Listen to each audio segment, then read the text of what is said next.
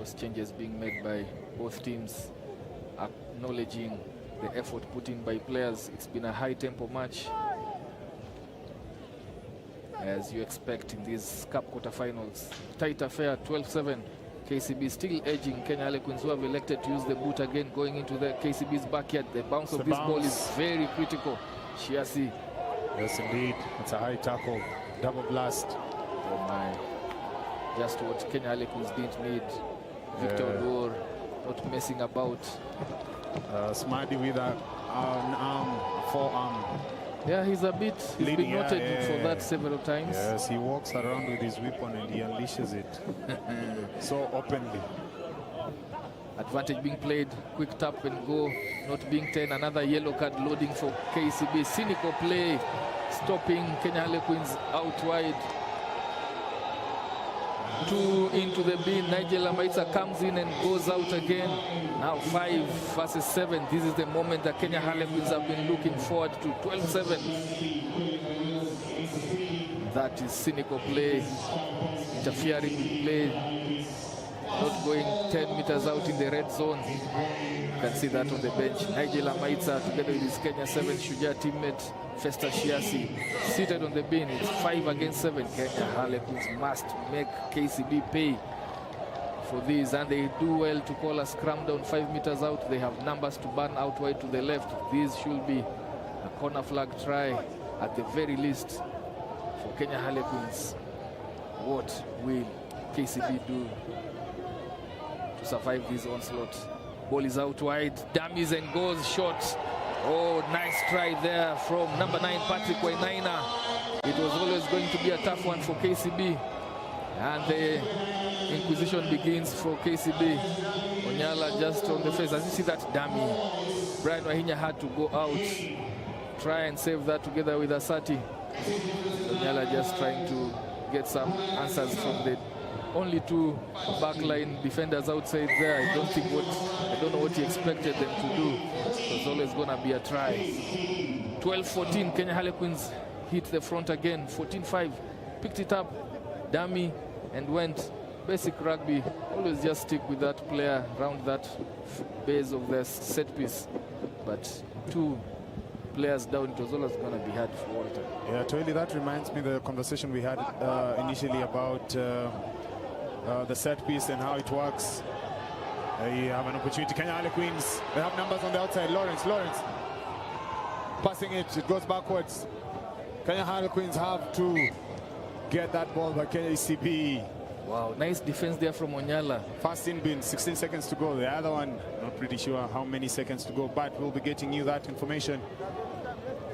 Onyala just went across very quickly, screened his man, and put in that tackle, tapped that hand, and that ball didn't go to hand. KCB surviving this one, trailing by just 2 points in this sin bin period. They take it to the close quarter combat just to manage the clock as they wait for the full repertoire of 7 players to come back on.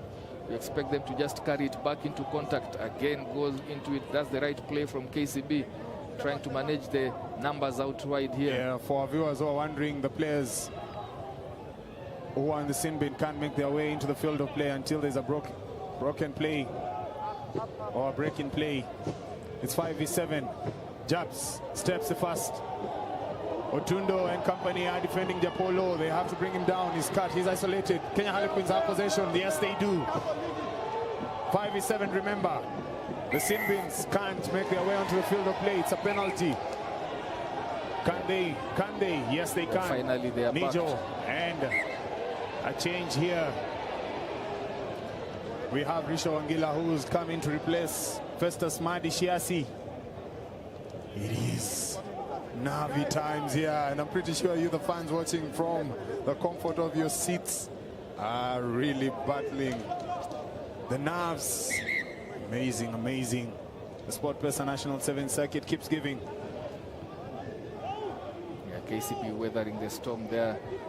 Kenya Harlequins not making them pay beyond that 7-pointer when they played 7 against 5. So KCB doing well to remain in contention for this one, but they cannot afford any more errors with just barely 90 seconds remaining in this one. Wainaina with another attempted dummy which is not bought, but they still have ball in hand.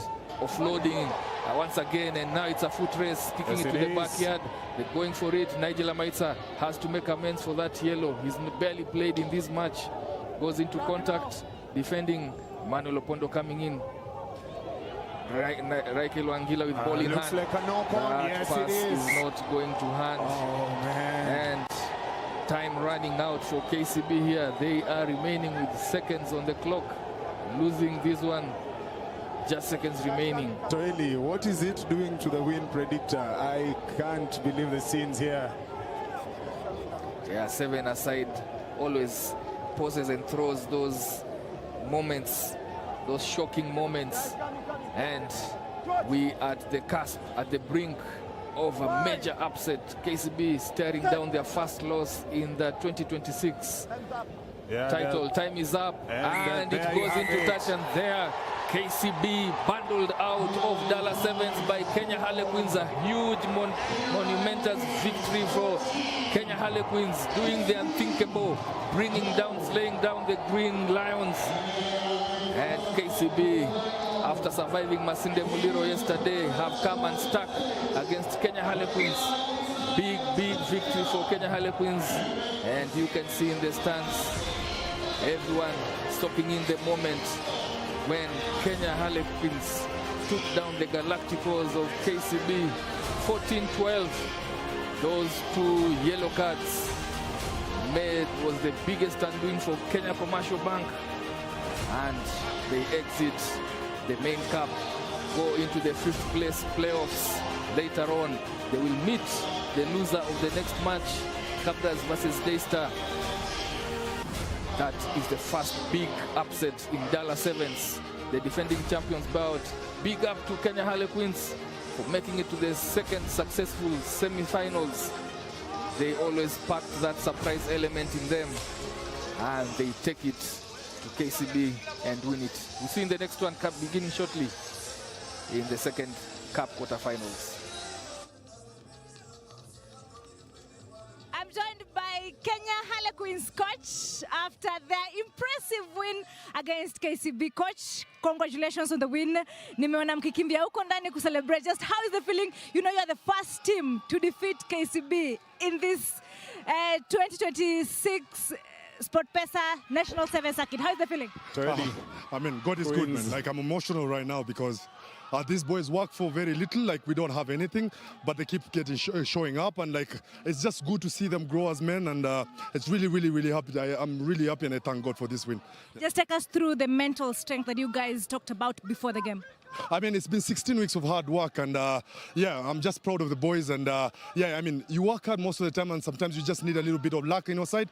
And I'm really happy for the boys, to be honest. Yeah. What does this win mean to you as Kenya Harlequins coach? I mean, we've been on a rebuilding phase at the moment, and I mean, yeah, God is good, and yeah, we trust in Him. And to be honest, yeah, I'm very emotional right now because these boys, man, it's a special bunch of boys, and I'm really happy for them. Thank you so much, Coach. All the best in your incoming matches. You can see the excitement here at the Dala Sevens Day 2. My name is Riggs, giving back to the commentary to Walter and Toili. Thank you so much for that pitchside interview for the winning coach, winning team, William Baka. As we do so, the 2nd cup quarterfinals begins here. Cabras quick off the blocks with a try from Michael Lukusi, ably converted by Rayvon Ambale. As we see there, this kid has been showing us what he's made of. Stand staff, can step, and he has the pace to burn. Goes quickly and scores first try for Cabras. Cabras really the team to watch in this tournament. They have amassed 108 points differential coming from the pool phases. So they are the team to watch with those big scores during the pool phases. Daystar Falcons on the other side have all to do. Yesterday they had that narrow stumble against Kisumu RFC in that first match, and then they came back against Mwamba, losing that one 12-5 before beating Nondescripts. So it's going to be a tough one as we look into the 2nd cup quarterfinals, Walter. Yeah, totally. It was always going to be an interesting semi-final match if KCB had proceeded, because they were definitely going to meet Cabras, who are currently on the field of play. It then meant that we were always going to have a new finalist this year, maybe KCB or Cabras, then somebody else from the other qualifier path. However, now KCB have dropped out of the Cup challenge. It leaves Cabras with that opportunity to actually sail through. Renan Cabras and the rest of the Cup quarters are looking forward to an interesting afternoon this afternoon. Yeah, still here we find Cabras applying pressure, pinning Daystar in their own 22. Daystar an electrifying side, but they're not in their best form, but they still make it to their second Cup quarterfinals. However, they are coming against a very well-oiled Cabras Sugar side, teaming up with talent across the back line. You have the dream team players in from the Prince-Lu. Second try for Danger Man, Michael Lukusi, together with compatriots Jackson Skater and Rayvon Ambale. Those three, for me, best so far when it comes to the back three trio. And they are showing it here as they pin Daystar with the likes of Patrick Odongo in their own half. Quick restart there from the line out. Daystar not waiting and hanging about, recognizing they're trailing by 12 points on the scorecard. 4 minutes to play in this second half, just 3.5 thereabouts. They have to get themselves onto the scoreboard against this threatening and devastating Cabra side, who are very good in attack. Will he get there? Line break, looks for the support, gets it. They need to be patient now, having done the hard work. Coming back to the shorter side, Arnold Ogonda, very strong ball carrier, and Daystar hit back with a try of their own. 12-5, donning their new alternate kit. You see they're just going, clutching at straws there. Michael Lukusia and also Skater coming across. Arnold Ogonda, any day 5 meters out, he's a strong ball carrier, making the right choices to go to the back door, which was unattended to. And we have a match in these second quarterfinals. Conversion to come. Puts it into the sky, looks good, but it doesn't go through. Drifts to the left of the uprights. Scores remain 12-5. That attempted conversion from Moses Keragori not getting there.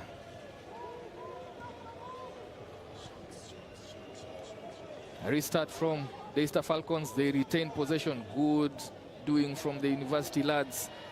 Looking to go out wide against Cabras. Another strong carry. Edging into Cabras half. Cabras now being called to defend.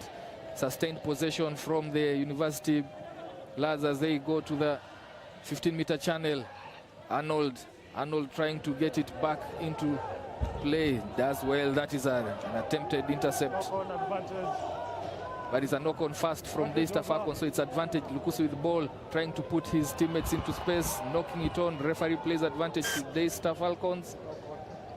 But it's not accruing. Yeah, Kwesa there ran a nice inside line. He's a good runner on and off the ball, but couldn't. Yeah, if only he had grabbed that. And that definitely means that it's a scrum for Daystar Falcons. Haven't seen Patrick Odongo. I'm not sure where he is, probably suffering from an injury or probably on the bench, really. Yeah, we saw him yesterday. Yeah, he was here yesterday, but he suffered, you remember that ankle injury? Yeah. So he's one player who plays with a lot of niggles, and it still remains my opinion that that needs to be managed. He's such a key player for Shujaa, and he's played throughout the season. I can count the number of tournaments that he's played all the matches, you know, and being able to finish them. So something needs to be done. In your picture there, Kenya Harlequins just grabbing their seat.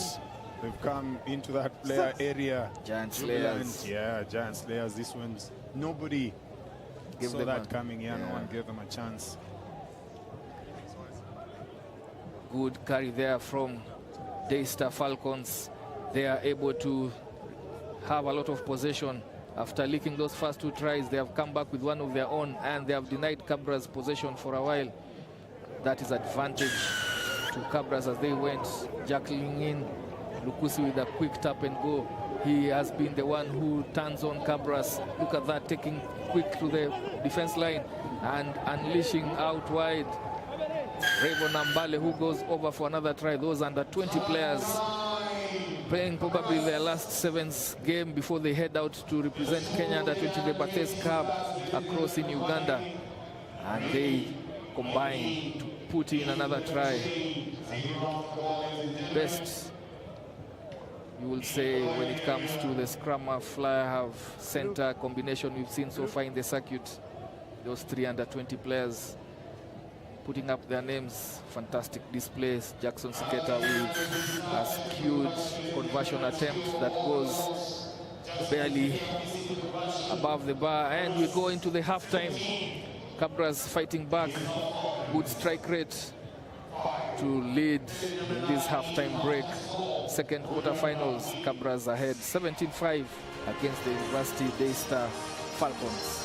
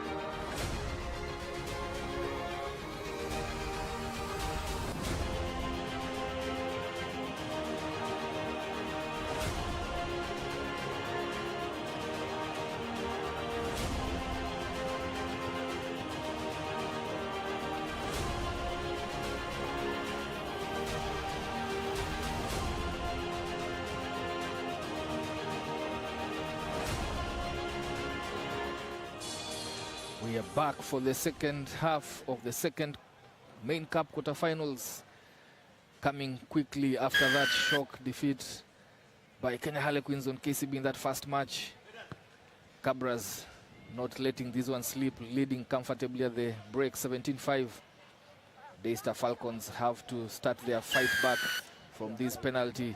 Quick tap and go from Arnold Agonda, waiting for them to go 10, carrying it into the defense line. That loop pass. Oh, speed.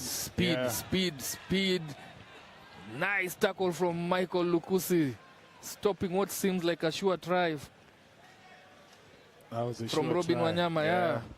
But still, Daystar with ball in hand. That knock on. That loss by KCB really means a lot for the rest of the field of play. I mean, everybody else now stands up and they say we can win this tournament right here in Kisumu. So that is the injection of energy, having seen KCB fall to that gallant fight by the Kenya Harlequin side.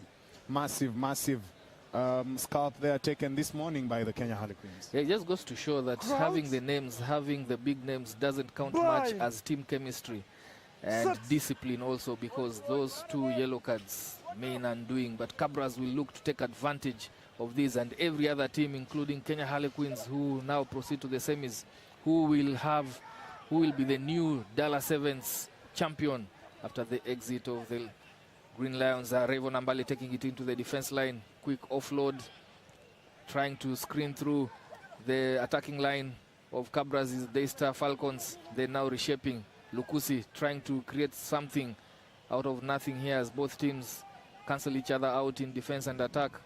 Daystars, to be honest, they play some brilliant sevens rugby. This is how to play sevens. Take it to the line, offload, step. You know, we need to see the skills coming out, and these young charges of Cabras are doing amazingly well as Daystar go hunting for that ball at the breakdown area. Jackson Sketty has numbers to work with.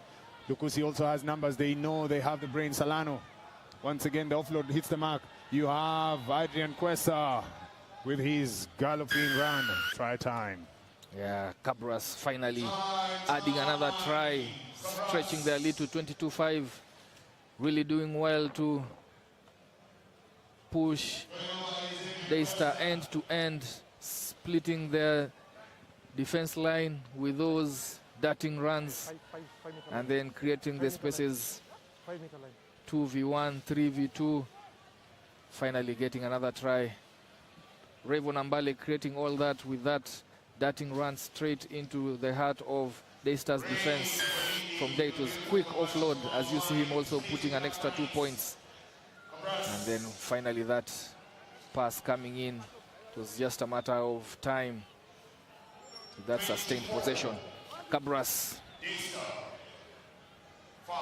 leading point scorers in Dala Sevens so far, raking in quite a number of tries, and they look like the team to beat in terms of momentum. Daystar survived yesterday, getting into the cup quarterfinals by the slimmest of margins, and coming here against a very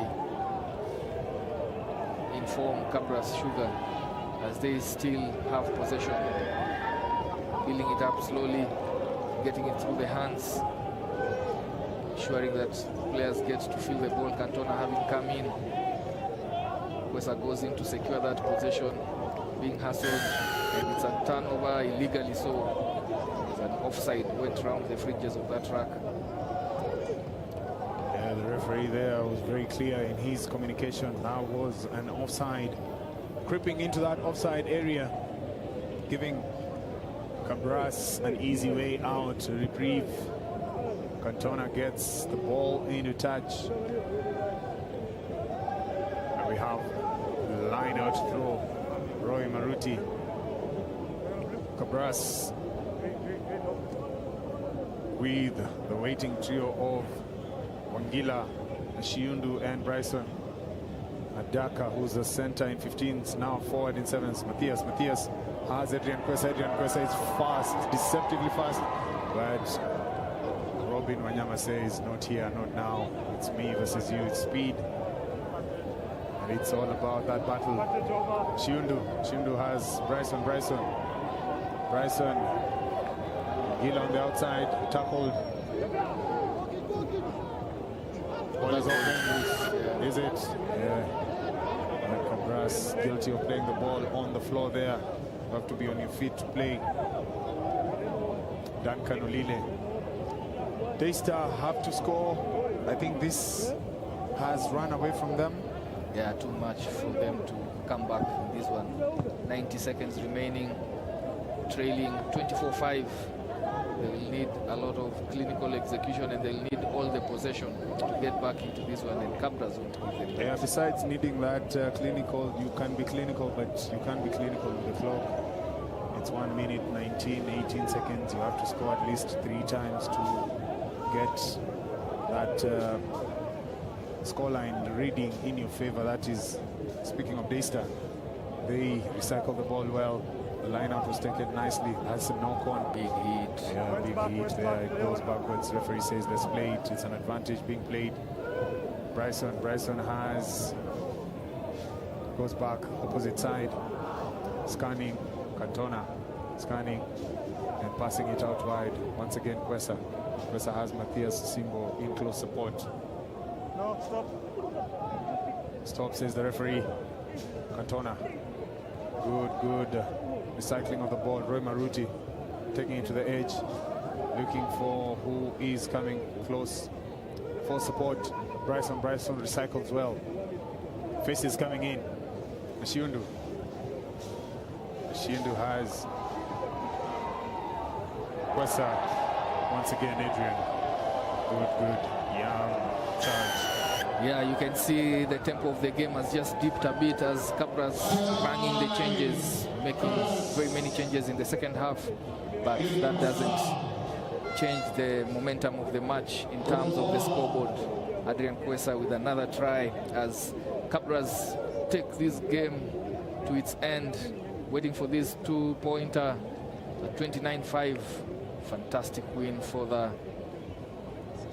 devastating Cabras team, marching emphatically, marching majestically into the semi-finals, and they win this one 29-5 against Daystar Falcons. Daystar Falcons drop to the 5th place playoff. Kabras Sugar will take it up against the Giant Slayers, Kenya Harlequins, in the first semi-finals later on in the afternoon, around 3 o'clock. So be on the lookout for that as we move to the third quarterfinals. This one is between Menengai Oilers and the surprise team of the tournament, Zitek Oak University.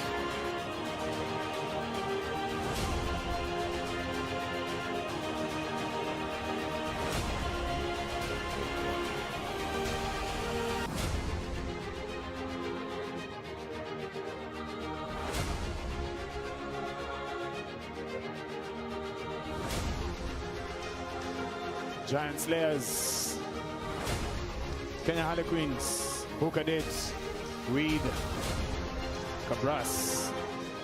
Time now to shift gears. Let's move to the third cup quarterfinals.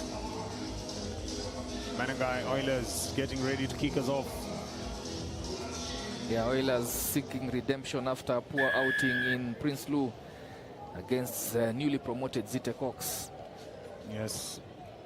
Oilers yesterday very flawless. They had 3 out of 3 wins, and Daniel Kipchirchir, that stalwart in the center of the field. So a team to watch out for.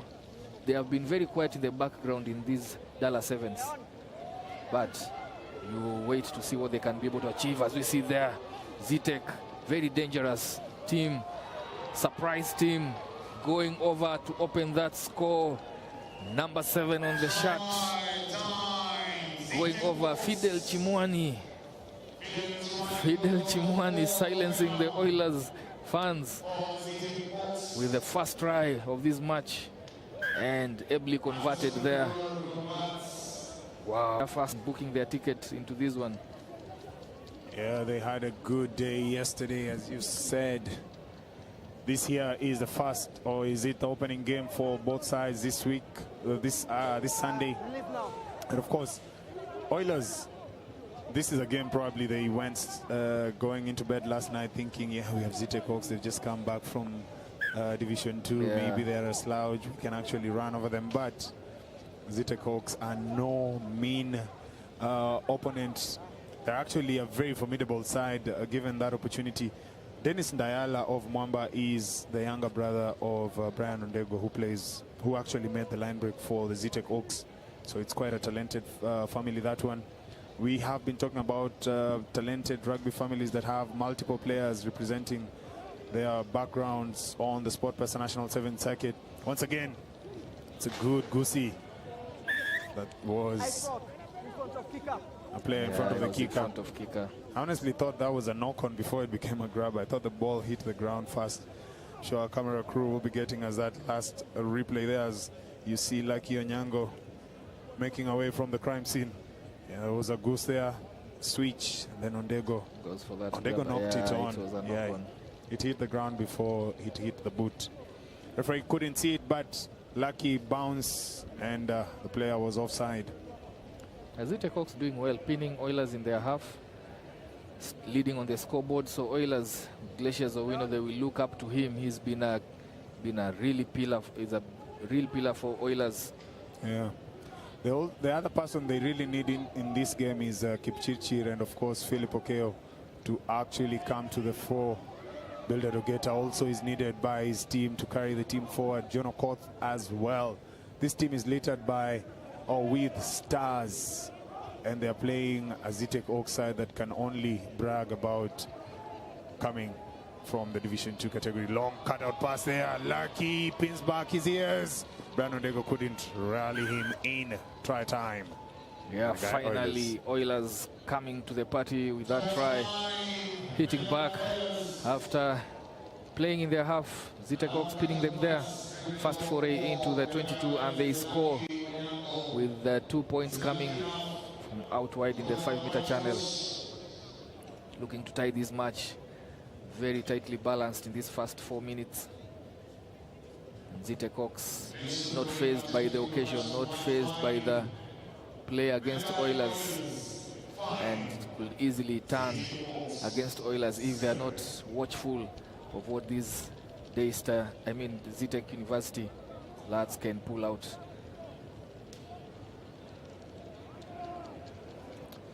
Yeah, we've seen upsets, so we wouldn't be surprised to see another one. And we're actually here for those upsets. We've woken up this early Sunday morning to come and witness history. We've come to watch the SportPesa National Sevens Circuit.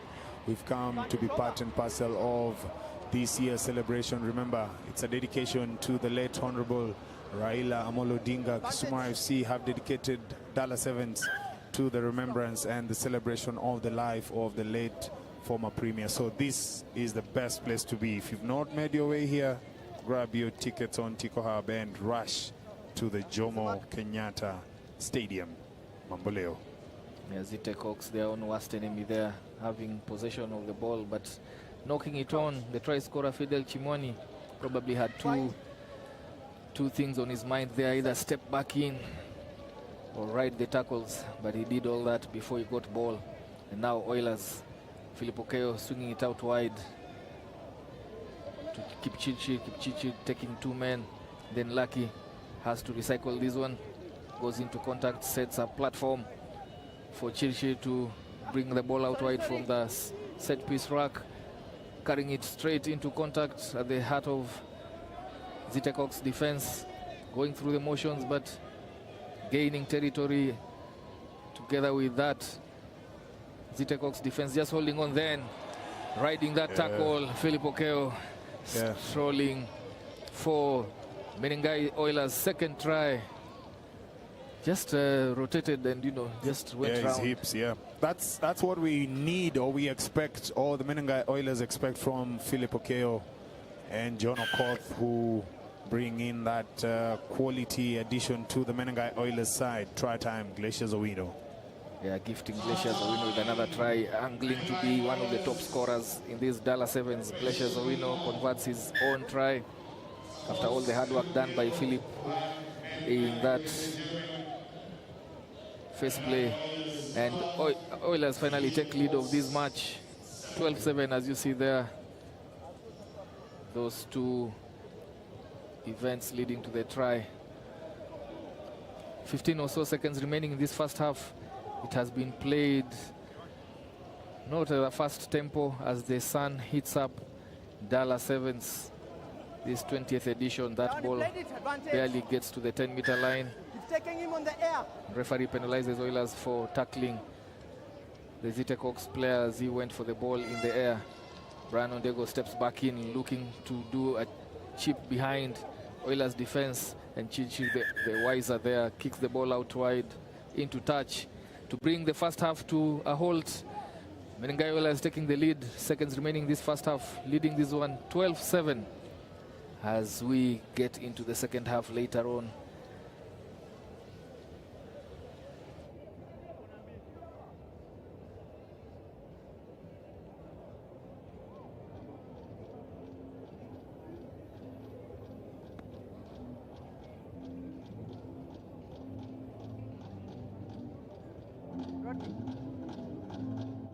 Rule 1-1.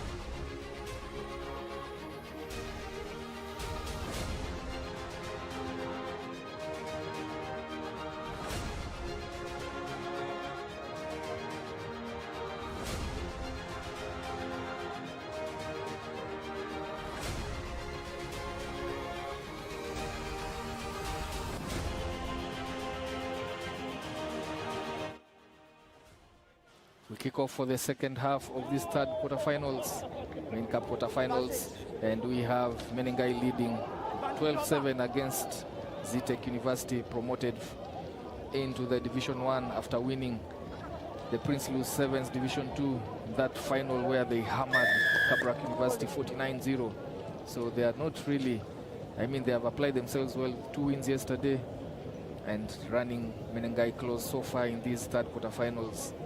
They look settled to be in the Division 1 for the next leg, Walter. Yeah, they look set.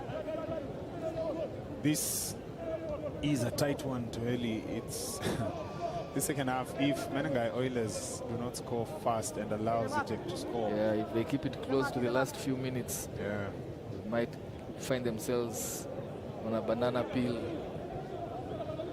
It's a tough one for either sides, but the road is open to the final for both.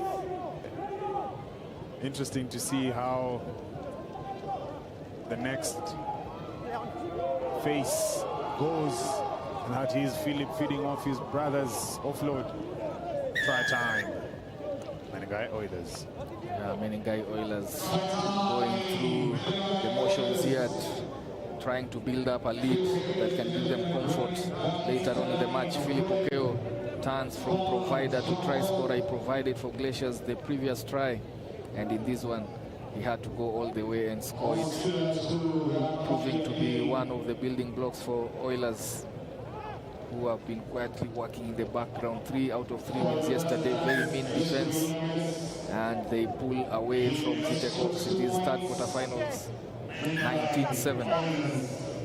Still a lot of time for Zitek Hawks to get themselves back into this one, but they have to start showing and proving that they are able to do that.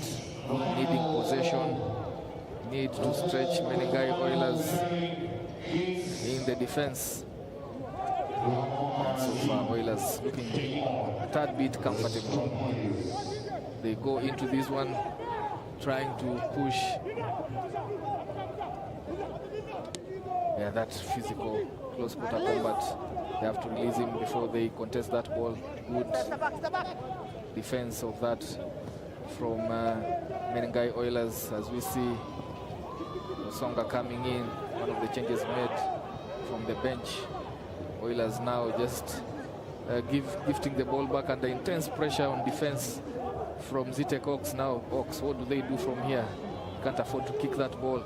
They have to retain possession and create some pressure, as we say, so they just knock it on in the tackle. Advantage being played, lucky with the ball. First try scorer for Menengai Oilers early on that brought them back into this match.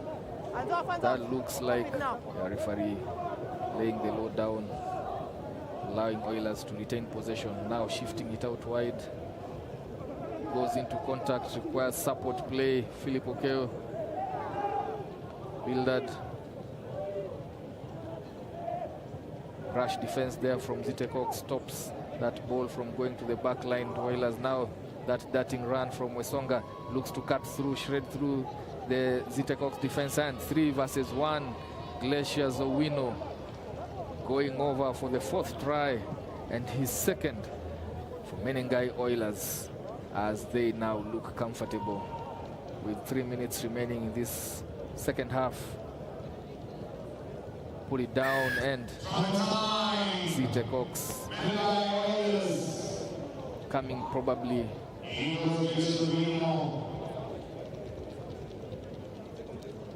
one short in this cup quarterfinals, the 3rd one. Successful conversion, an extra 2 points, and the Oilers looking comfortable as they make changes in their lineup, allowing every other player to come off and finish this match. Preparing for the final cup quarterfinal, number 4, coming up after this one, Mwamba versus Strathmore. They are taking a break there, and changes are plenty from both teams. A knock on there from Menengai Oilers. Zitek, what can they do with 2 minutes remaining? A lot of accuracy required from their play here, trailing by 19 points. That requires 3 tries, conversion of 2 of them. Veron Kaburu on your screen there, making that shift from Masinde Muliro University to Oilers, together with Paul Mutsami, some of the new recruits on the Oilers roster.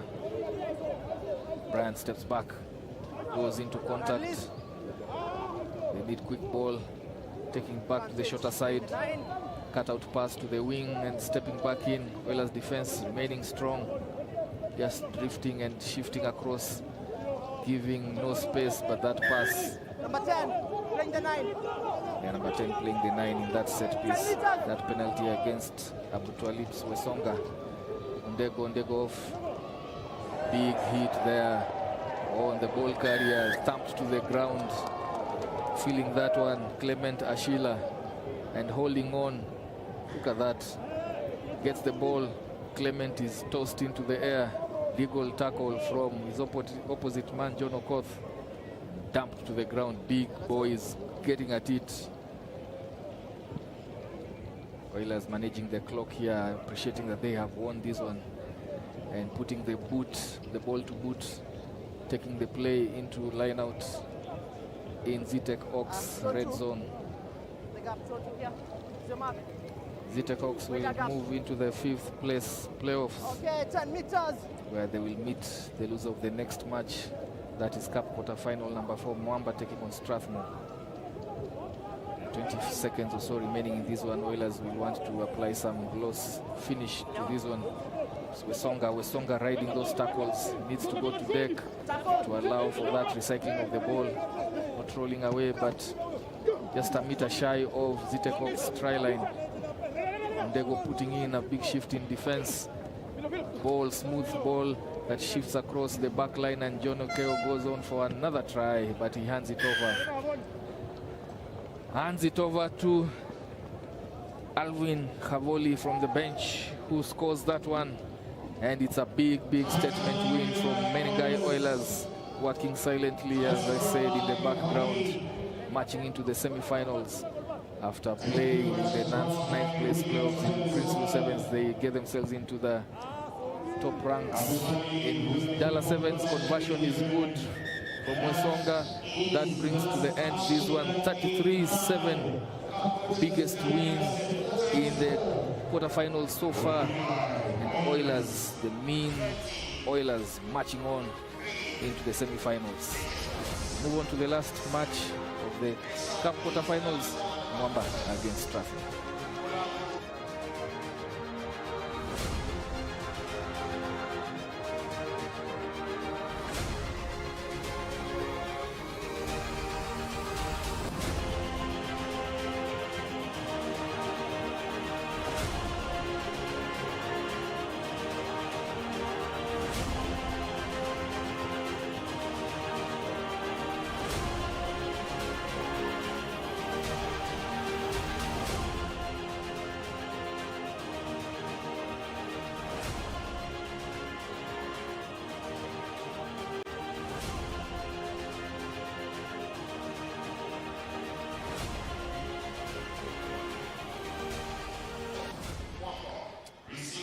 Right about now, I'm joined by John Okoth of Menengai Oilers. John, congratulations on your win. I just have one question for you. You know, you're amongst the experienced players in your team, and your team has been incorporated with young players. Just how are you instilling maybe leadership and mentoring the young players in your squad? First, thank you very much for that game. We have quite a young squad. From last weekend, I think you saw the young boys coming up. So bringing in the experience, at least mentoring them and motivating them to come this far. It's a great honor and leadership from the team. And also, I'd like to congratulate the young boys for showing up in the big stage and performing very well. I think it's a very great achievement for us coming this season, knowing we are building another team, young boys coming up, and mostly under 20s and under 20s, I think 21 at most. So it's a very great experience playing them and mentoring them. All right, thank you so much. All the best in your incoming matches. That has been John Okoth of Menengai Oilers. Right about now, giving it over to the commentary, Walter and Toili. Thank you so much for that pitch side interview with John Okoth. Kenya Shujaa turning out for Menengai Oilers as they march into the semi-finals On screen, Mwamba and Strathmore taking it up on the 4th Cup quarterfinals. Mwamba came to the Dala Sevens with a point to prove they produce a flawless day one where they topped Pool C, 22 win over Nondis and a 19-14 nail-biter win against Daystar before taking on the hosts and winning that one 26-19 against Kisumu RFC. Strathmore Leos on the other side will be a massive test for Mwamba. They battled through Pool D, having grueling matches, bouncing back from a loss against Cabras to secure vital wins against Nakuru and Embu and stamp their ticket into the last 8.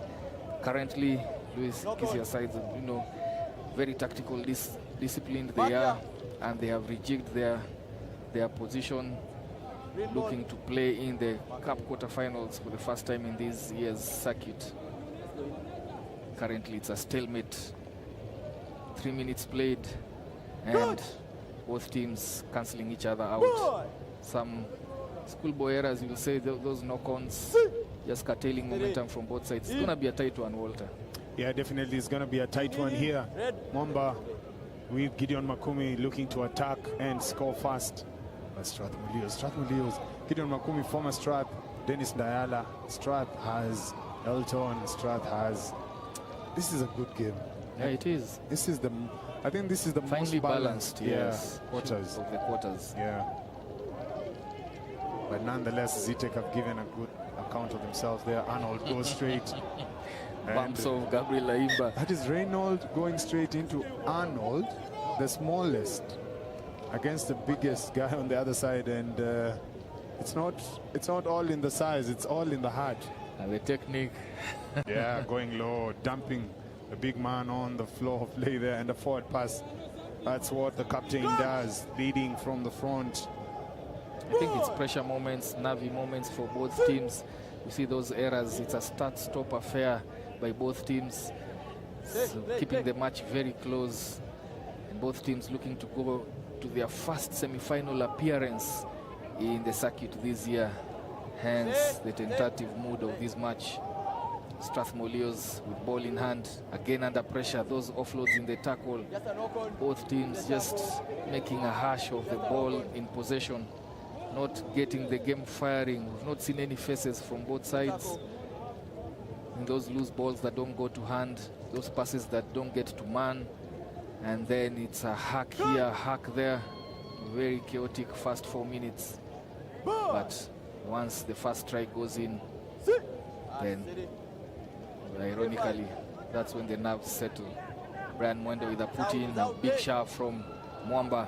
Then he darts off to the shorter side. This one's going to be the first try for Strathmore Leos.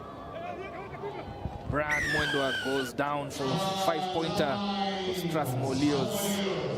Finally breaking open this match on the scoreboard, courtesy of that scrum. Mwamba putting in all the effort, not guarding the blind side. Brian Mwendo with that willing scrum picked it up and went to the unattended shorter side. Strolling in, you will say, scoring that first try. Arnold Muita with an attempted conversion from the 15-meter channel. Does he make it? Yes, he does. Full complement of 7.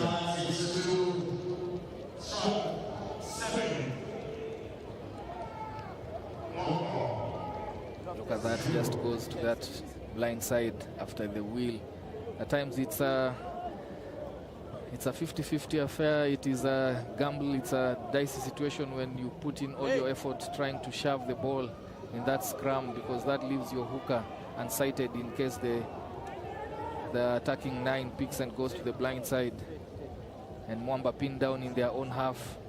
They have to work all of that 60 meters or so, and they use their boot to get into Strathmore Leos territory. Patrolling the backyard is Brian Mwendwa, now 2 against 3. Right option. Definitely that was the only right option. He was isolated. Oh, good chase here from Mola. If he gets it, they're in trouble.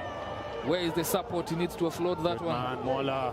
Oh, they have numbers here. Yes. Brian Mwendwa going again. Nice support play from Strathmore Leos as they put their second try. Good chase. Good hack by Brian Mwenda, started it all back from his own 22, put it deep into Mwamba's 22. A good chase from Mola, and Mola had the presence of mind to look up and see the supporting players in Brian Mwenda and Gabriel Laimba, and with that 14-0 against Mwamba. Strathmore Leo looking good in this first half. Look at that offload. Both players, Mola and Mwendwa, knowing when to offload as the defense commits itself. Walter is really good from Strathmore Leos. Yeah, it is amazing stuff there. They kept the ball in play there. The ball moves faster than the man. It's easy to just give that ball to the outside man. And also Namalemba there tackling the ball. The guy in the air. Yellow. Yeah, that double blast. It's a narrow. The view, it's unnecessary most of the time. It sucks away the energy. But I'm pretty sure. Consult here. Yeah. He didn't fall dangerously. I guess let's just have a So it's a yellow listen card. in. Landing. Yeah, he landed the landing. The landing is what is giving him the yellow card. Yeah? No, he didn't have the ball. Took out the It hands. wasn't a bad landing, but anyway. Wait, my time is off. Time is off. Yeah, that's what the 2 referee minutes. says. It's the landing that causes the yellow card. Accepting that it was a close call. Yeah, the it referee, was. that's why he had to consult. Yeah, it was. Well, those ones are dangerous moments whenever you are pulled in to actually talk about tackles in the air. I think the referees and also the game itself is trying to eradicate such tackles. Because once you touch somebody who's in the air, they're not able to control their landing. So depends on the landing. Sometimes you get a red card if they land on their neck or above the head area. And of course the back means it's a yellow card, and that is what Amalemba has been sent to the sin bin for. Well, it gives Mwamba an opportunity to get back into this one. 7 against 6. 1.5 minutes remaining on that sin bin. They have to score and pull themselves back into this one. Dala puts it out wide, looking for their winger, creating that space, but defense, Mola comes across and shuts out that channel. Then big hit on the center of Strathmore Leo's defense. They have to work really hard. Numbers on the outside. Yeah. Commit pass. Oh, that is a backward call. That's a knock-on, yeah. Eventually, Turnover. it can't be, yeah, it is. It is a knock-on advantage. Shkoli couldn't grab. What was Aimba doing there? That pass wasn't the best. I'm not sure that advantage ended. Yeah, I don't think it accrued. It didn't even move. Yeah, should have been, I think, still Strathmore Leo's ball. But referee is the man on the pitch, and he judges that to have been insufficient. Oh, Grant Mutugi cleaning out wide, going pacey when he decides to. And he goes over, pulling Mwamba back, finally putting to pay Strathmore Leo's yellow card. And they pull themselves back into this one. They needed it going into the halftime break. Brian Mwendwa not able to stop Brian Mutugi. I think he just looked up, saw Brian Mwendwa, acknowledging Brian Mwendwa has been very busy, and takes him out on a lung-busting run. And a conversion to come. Puts it to the left of the catch there, but it's a try nonetheless. 14-5 into the break of these last cup quarterfinals to see who plays against Menengai Oilers in the second semifinals later on in the afternoon.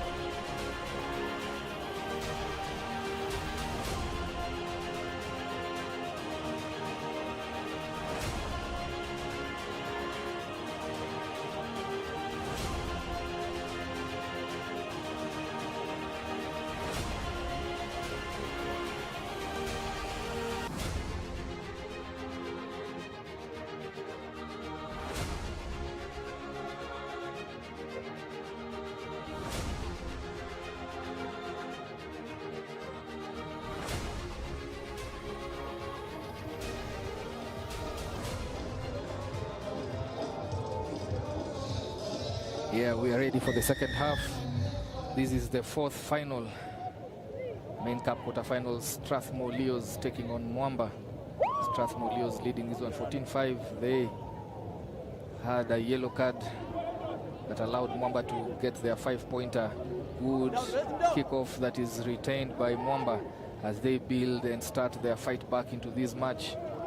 Both teams not in any semi-final so far, and it will be a good outing for either of them if they get to the semi-finals, where they will await, where Menengai Oilers await them.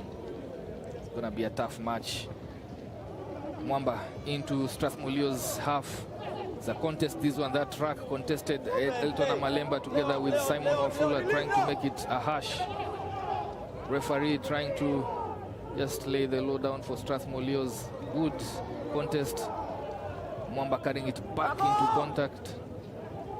Referee calls it as a tackle. They have to release Mwamba. Very lucky there. Referee says it's gone backward. No hands, stay. Game has slowly tapered out more. But second half beginning here, Mola going for that tackle from behind. Stanislas Shikoli trying to open up that rack. Referee says it was open, so allow Strathmore Leos to come in and go for the ball directly. Mwamba now inching ever so close to Strathmore Leos 22. Darting back to the shorter side. Dala goes for that grabber kick. Behind, it's a foot race. He recovers it. There's Shikoli stopping from scoring. He doesn't. Stretching out and scoring another try. Dala has been very critical. Dennis Dala, see there on your screen. Grabber kick, no sweeper, goes over, stretches and scores that. Victor Duo thumbs up to the center referee, and Mwamba fight back is on course, scoring the last two tries of this match. 14-10 as changes are being made by Strathmore Leos, acknowledging the momentum is shifting against them. Those extra 2 points not coming through. So it remains 14-10. Strathmore still in the lead, but Mwamba coming back at them. Sanla Shikoli had a lot of work to do here. First of all, he had to counter Dennis Dala's pace. He didn't. Then he had to stop him from reaching out and scoring. He did not. And Mwamba kickers off, going for that. That Strathmore Leo does not recover. Mwamba do so, and it looks dangerous times here. Mola. Oh, it looks like a try. It is a try. But referee has to consult with the assistant referee first, probably foot in touch. Touch first before try. No try, line out. Yeah, touch first before try. Assistant referee, look at that. Yeah, the right foot goes into touch. Samuel Wafula just calling out the assistant referee there, who agrees with his call. And it's a defensive line out for Strathmore Leos. They have to get this accurate. They have to get this well. If it's standover, and it is standover, they are back to defense mode with proper ball here for Mwamba in the 22. Oh my. Oh wow. Just knocks it on after the forwards had done all the hard work to turn over possession. Ram took that pass. It was a good pass. He was sighted. He should have caught it, but I think he was already thinking of going out wide. And Jerome Mikisi knocks it on. Strathmore Leos still in the lead, but in the wrong place. Defending their 22, getting another bite at the cherry in possession, seeing if they can get themselves out of their red zone. 3.5 minutes remaining. Arnold Muita puts that ball in, and it's a shove. Up next, we have the women's semi-finals. Mwamba ladies taking on Kiamba ladies. Remember that those were the first quarterfinals today. There was a couple of walkovers, but we'll get the first action points. The ladies, Mwamba ladies taking on Kiamba ladies. That is a good watch. I would urge you to watch Kiamba ladies taking on Mwamba again from the Prince Lou. Remember how that match went. Hard work here for Strathmore Leos, still in their own 22. Amon Amalwa coming from the bench. Hey, Mwamba all over Strathmore Leos. and looking to turn this over, and the ref awards them that. Arnold Muita may just find himself with a yellow card here. Dangerous territory, that one. Yeah, he gets the yellow. We are here. Finally, Strathmore Leos cracking under pressure. They have been in their 22 for the whole of the second half.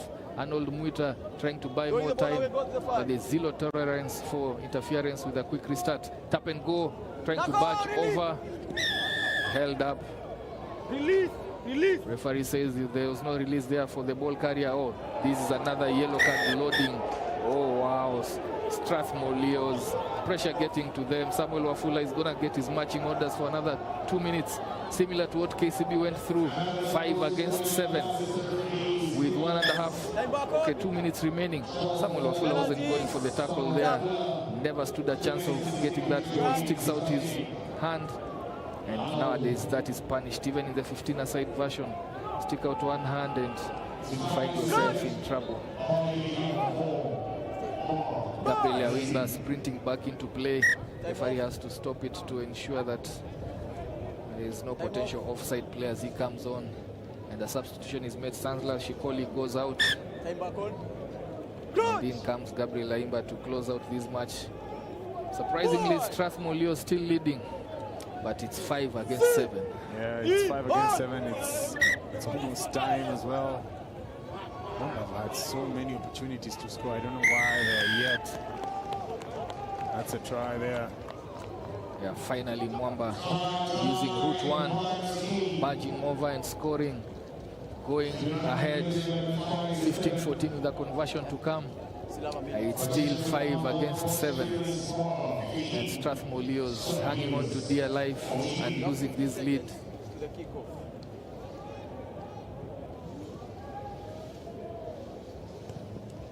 Attempted conversion that sails wide, so scores remain a very tight 15-14, 1 point difference. Route 1 goes straight for the whitewash and gets across to score another try from Mwamba. That is Mark Tonga.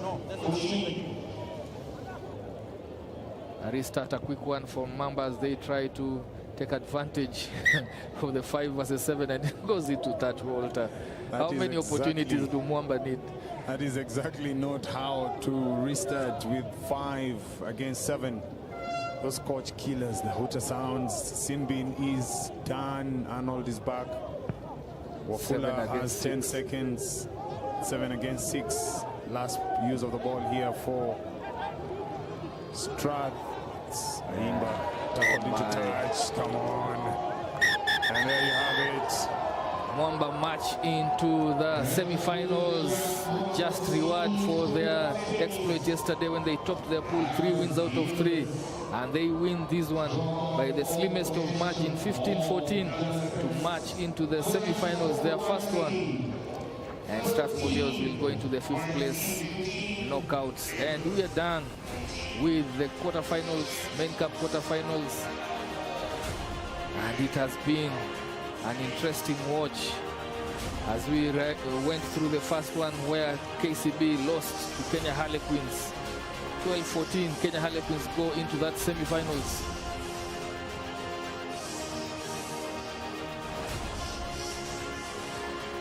Road to the final on your screen there, ladies and gentlemen. We're done and dusted with the cup quarters. KCB that upset Kenya Harlequins into the cup semi. Cabras making light work of the Daystar Falcons, proceeding to that cup semis where they book a date with the Kenya Harlequins for that semi.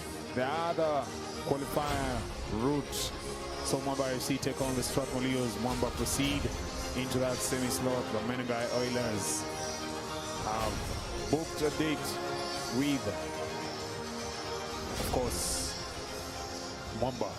Now see our cup semis. Cabras. Yeah, this is the first semi-finals. Yeah, for the women, yeah. For the men, Cabras taking on Kenya Harlequins, and of course, Menengai Oilers taking on Mwamba. So we have Mwamba ladies taking on Kiamba ladies, and this one is the semi-finals. Straight into touch from that kickoff. Oh, these are the Kiamba ladies.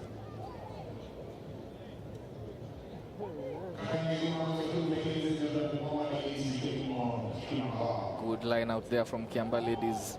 As we look to see them, they fancy taking the ball, making the ball do the work. They shift there. Good tackle from Janet Okello. Yes, a knock on. They don't allow these kids time and space on the ball. They're rushing. You give them space, they'll make you look ordinary on any day. Kiambaa had a field day last weekend. They took a scalp, a big one, in the name of Kenya Harlequin ladies, the Queens. Now they're looking to deal a blow to Mwamba. As much as they played in that cup final against Mwamba and lost heavily, give them credit. Most of these Kiambaa ladies have not been on this platform before. Quite commendable. That's a loose ball, easily a turnover. Yes. Oh yeah, getting the reward for juggling, going low. Not 10, not 10. Yeah, that's also a high tackle. That sounds like trouble. Yeah, Edith Nariaka is in trouble. She was in 10. And the referees have become lenient. Yeah, she survives that yellow card. Actually, really surprised. Yeah, Mwamba ladies choosing to use that rush defense. They can't allow Kiambaa ladies to put the ball through the hands. Besides the rush defense, they're also going strong in that counter-racking area. Not giving space. See their strong tackle. Referee says leave it. Faith Livoy thrives in dealing in such situations. Good. Yachio is being asked to make a tackle. Wow, Yachio. Snyder is left for dead. Gets a thorough fend off. Arrowfloat meets the mark, yes. Tackler has to release. They have to release. Turnover. Nariaka is apprehended. Mwamba making that breakdown area as dirty as possible so that they can be able to jackal. They know they are bigger in size. They are competing against sized individuals in the name of Kiambaa. That is Yachio. Yachio is tackled. She has been bumped off in that last round of play for Kiambaa. Janet.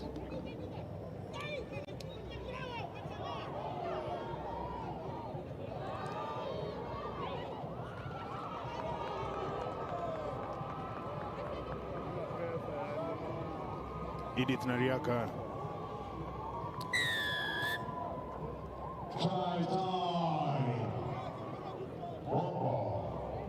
Edith Nariaka there, going on for the open up.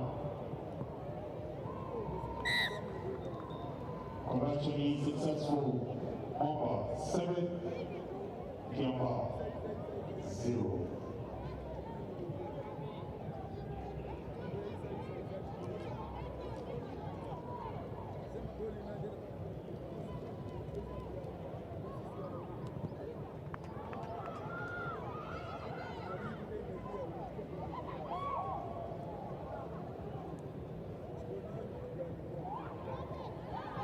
Kiambaa putting in the faces. The offloads are hitting the mark, but that one goes to no one in particular. They've left them off the hook.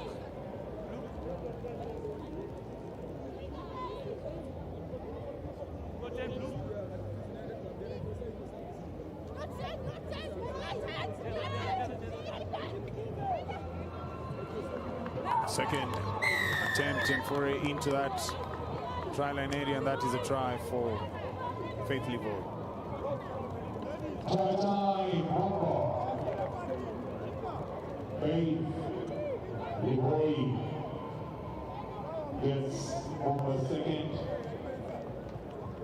Conversion is successful once again. Mwamba 14, Kiambaa 0.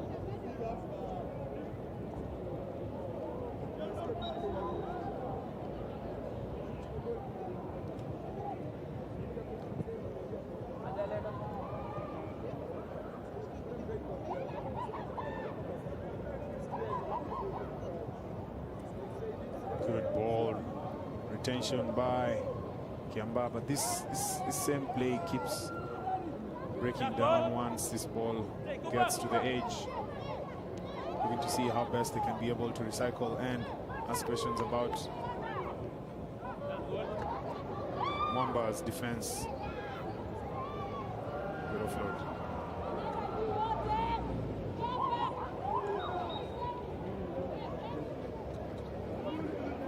cycling Kiamba, taking it forward. Mwamba strong on that defense. Tackle has to roll away for the Jackler to come in. Kiamba keeping the ball nicely. Good step back in. She had numbers. The referee says tackle low. Tackle is complete. They have to release Opio and company. Going down the blind. Have to come back this side where the numbers are, where the support play is.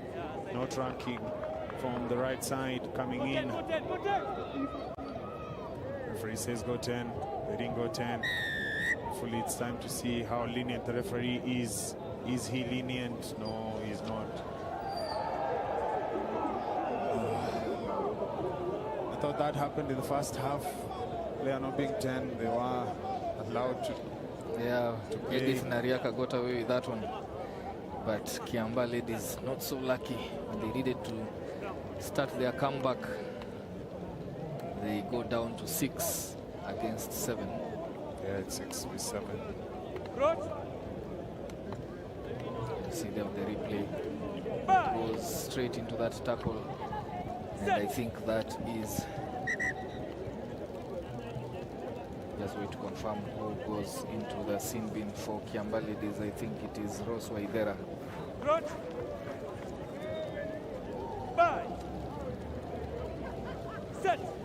Mwamba will look to punish Kiamba ladies for that one, but they actually make a half of it, pushing early in that put in, and Kiamba ladies get much needed possession. Steps into Mwamba's defense line and then knocking on that ball. It's advantage to Mwamba. Faith Livoy with that dummy, but not taking it in. But buying the dummy, putting Livoy to deck. Mwamba now use their boot to get into the back line. It's a foot race.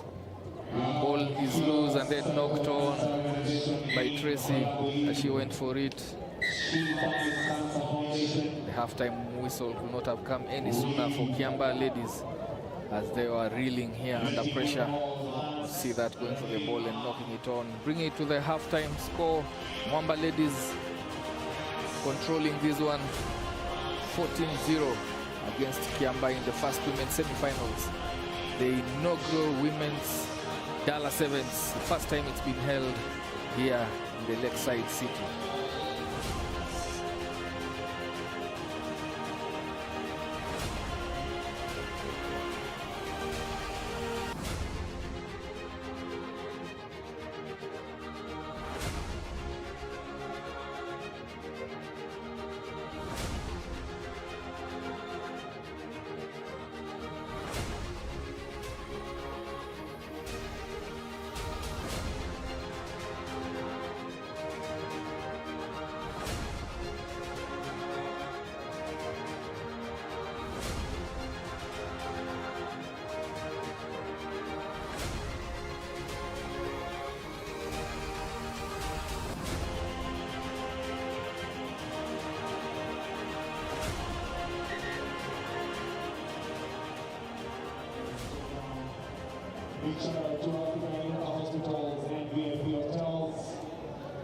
Second half in the first semi-finals of the women's category.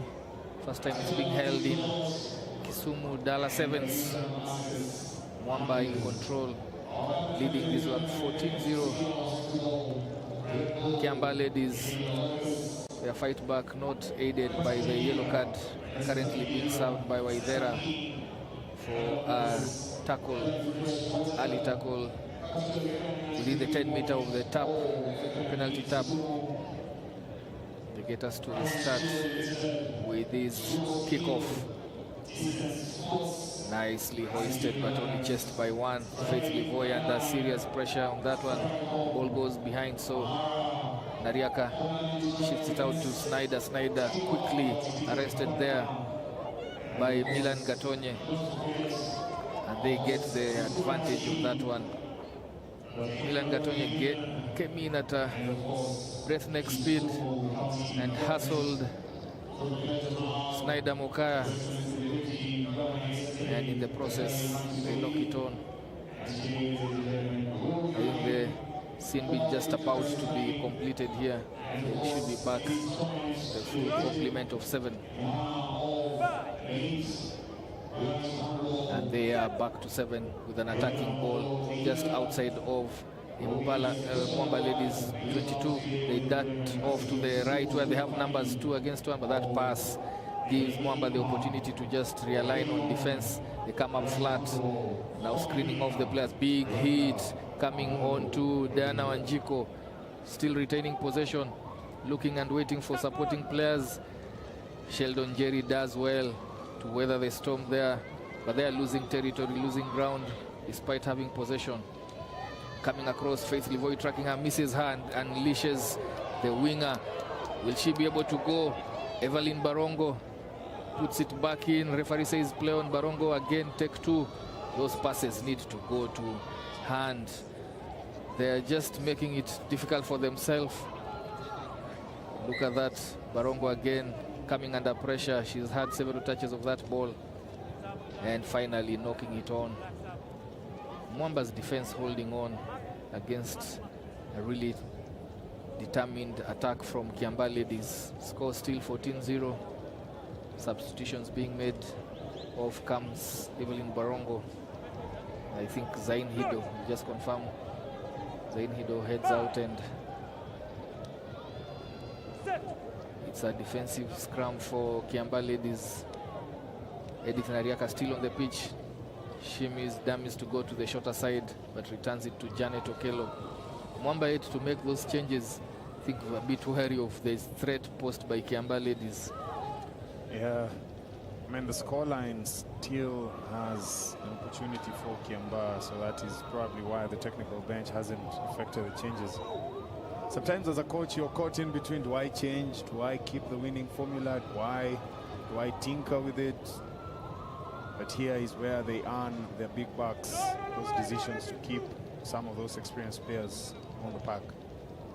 Yeah, Mwamba finally another visit into Kiambaa Ladies 22, but a good take there from Edith Nariaka, who was under serious pressure. Faith Livoy pumping and going. Where's the support? This might be a turnover.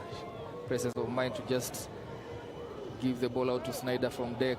And Faith Livoy will ride these tackles to get over for another try for Mwamba Ladies. A hard-earned but well-worked try. And they stretch their lead. This looks now unassailable. 19-0 against Kiambaa Ladies. A hard-fought semi-finals for Mwamba Ladies. You would expect that from Kiambaa. They are very fit, they are very agile, and they make those tackles as you see on your screen. Faith Livoy asking for the substitutions.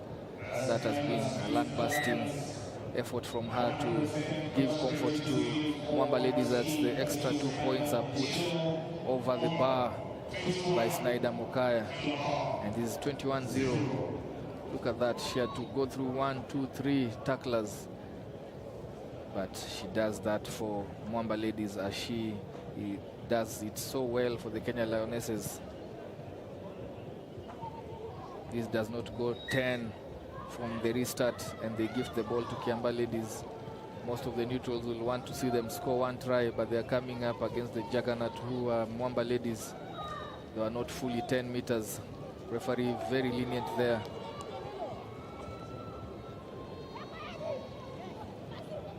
Then they go into contact, lose that ball. It's advantage to Kiambaa Ladies.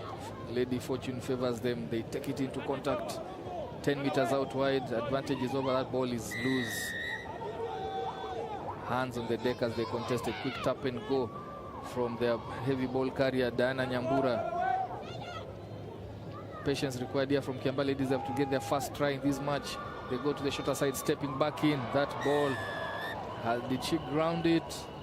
Yes, referee says it was grounded. And first try for Kiambaa Ladies. That comes courtesy of Milan Gatonye, who stepped back in. Look at that step, then goes into space. Snyder trying to stop that from being grounded, but it is a try for Milan Gatonye. Attempted 2-pointer, extra 2 points. not successful, so scores remain 21-5. Finally, Kiambaa Ladies getting onto the scoreboard with 90 seconds remaining.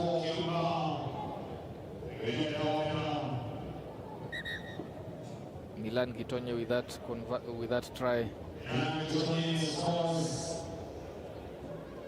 Good effort from Kiambaa Ladies, acquainting themselves well. A new outfit in the sense that this is their first outing in the sevens version. They appeared in Prinsloo.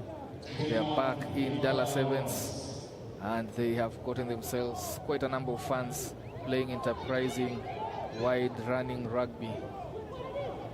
Mwamba Ladies proving to be another step too far for them as they come across each other for the second time. In Prinsloo it was in the finals, here it's in the semi-finals. Edith Nariaka with that chip behind into the backyard of Kiambaa Ladies. That ball bubbles into touch, and it's awarded to Kiambaa Ladies. That attempted steal, Jackal there. Just watch the replay. She went for it, tried to put it out. It went off Jalagat into touch. Quick start, and Kiambaa Ladies are enjoying really long spells of possession as she goes fending off Evelyn Barongo, putting players to deck there and shifting it. Tucks it in and goes straight into contact. Makes it easier for the tackler to just know that all they need to do is put their shoulder in, put it in two hands. Then you have the defender in split mind. They have lost territory. Good grabber kick, but referee brings it back for a late tackle after she had kicked the ball through from grabber. Barongo with another strong carry. Kiambaa Ladies are enjoying possession. Going into contact and carrying well is Valentine Kerubo. They protect their possession. Referee playing advantage. Oh, nice angle. Good injection of pace into the space. However, the defense, she has to let go before contesting. She didn't let go of the man.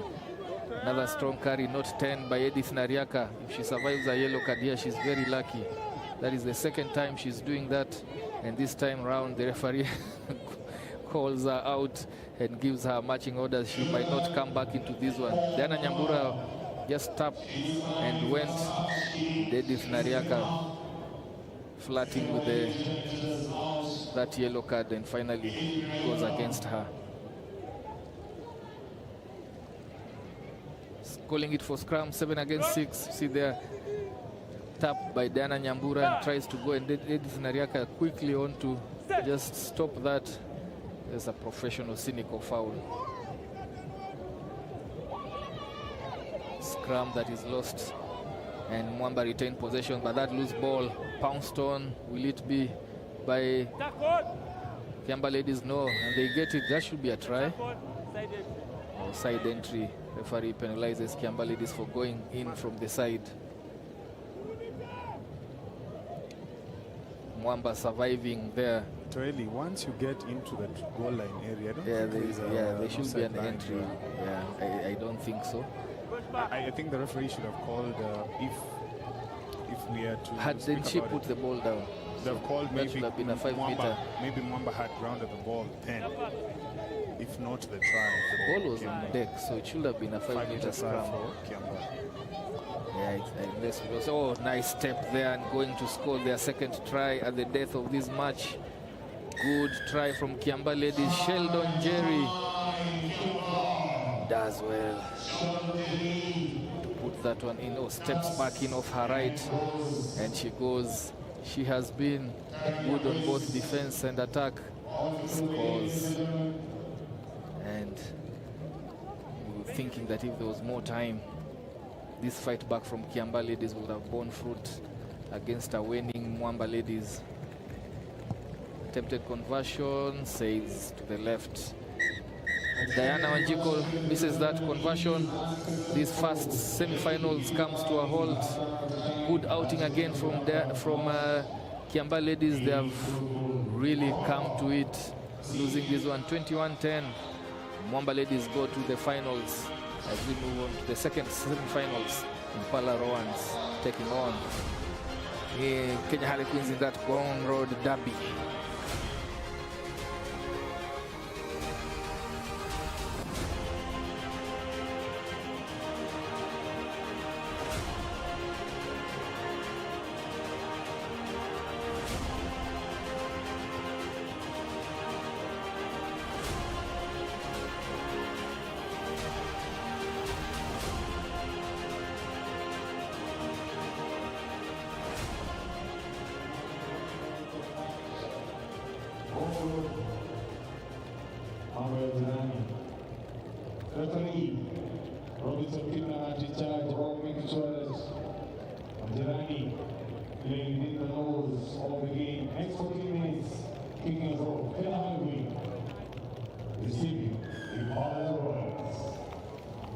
Kenya Harlequins will kick us off for these second semi-finals in the women's category, the inaugural Dala Sevens Women's Tournament.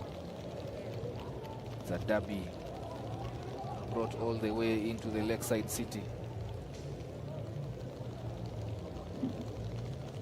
Palaroans have to work from their own 22. Good technique applied here by Harlequins, and it bears fruit. They kick deep and they are pinned Impala in their own 22, but an unforced error there, turning possession over immediately. Morito had done the good job, just ensure the ball goes out wide, but it's knocked on. And Impala get another opportunity to get themselves out of the 22. Yeah, lucky bounce there for Impala.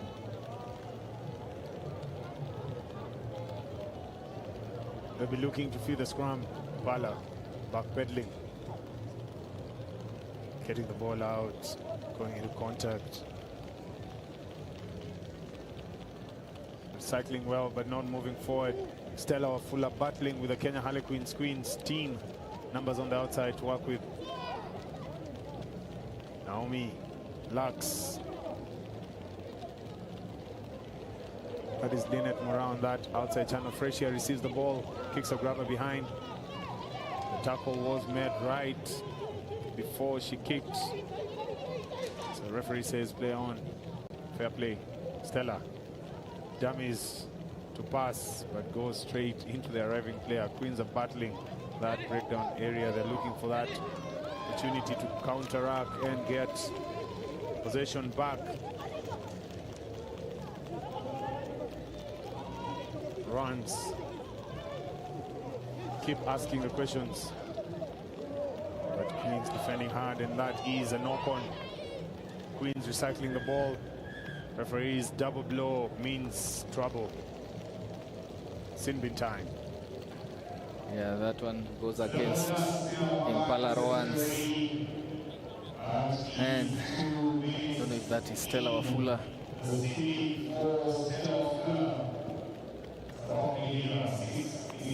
That's the second yellow for Stella Wafula in this tournament. Always plays on the borderline. And you can see there clearly stretches out her hand. No intention of getting that ball. And Queens finally get the opportunity to be 2v1. Muritu passes it out wide. It's a foot race. It's a foot race. Does she go all the way? Doesn't, and pops the ball back for her supporting players. Referee says it's a knock-on. Knocked it on from Impala's supporting player who went in to recover that ball. Just see there on your replay. She just decided to have that pass back into play.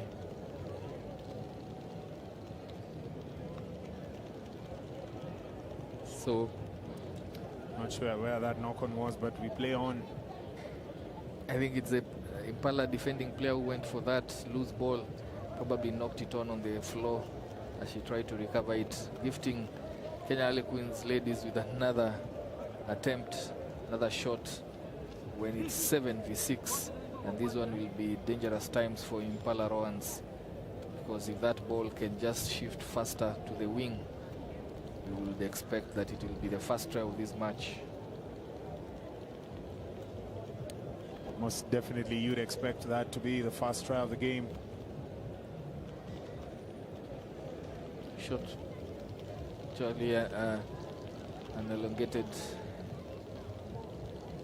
break in play as we look there at that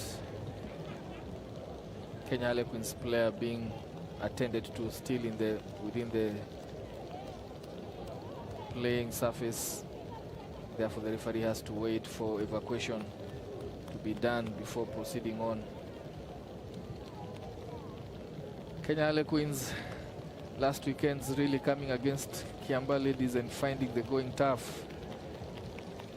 Finally here against Impala Roans. Impala Roans also had a very poor outing in Prince Lu Sevens. So both teams looking to get to the finals for the first time this season. Yeah, they had Lady Luck not smiling last weekend. Both sides struggled against Kiambaa. Pretty sure they lost, both teams lost to Kiambaa last weekend. Yeah, finally taking the ball through their hands. They are 7 against 6. Fresh Odor steps back in her trademark step off the left as she does for the Kenya Lionesses, and brings Harlequins onto the scoreboard. The first try of these second semi-finals goes to Kenya Harlequins. Moreto trying that extra 2 points and misses it far wide to the right. Still a close one as Impala look to come back to full 7.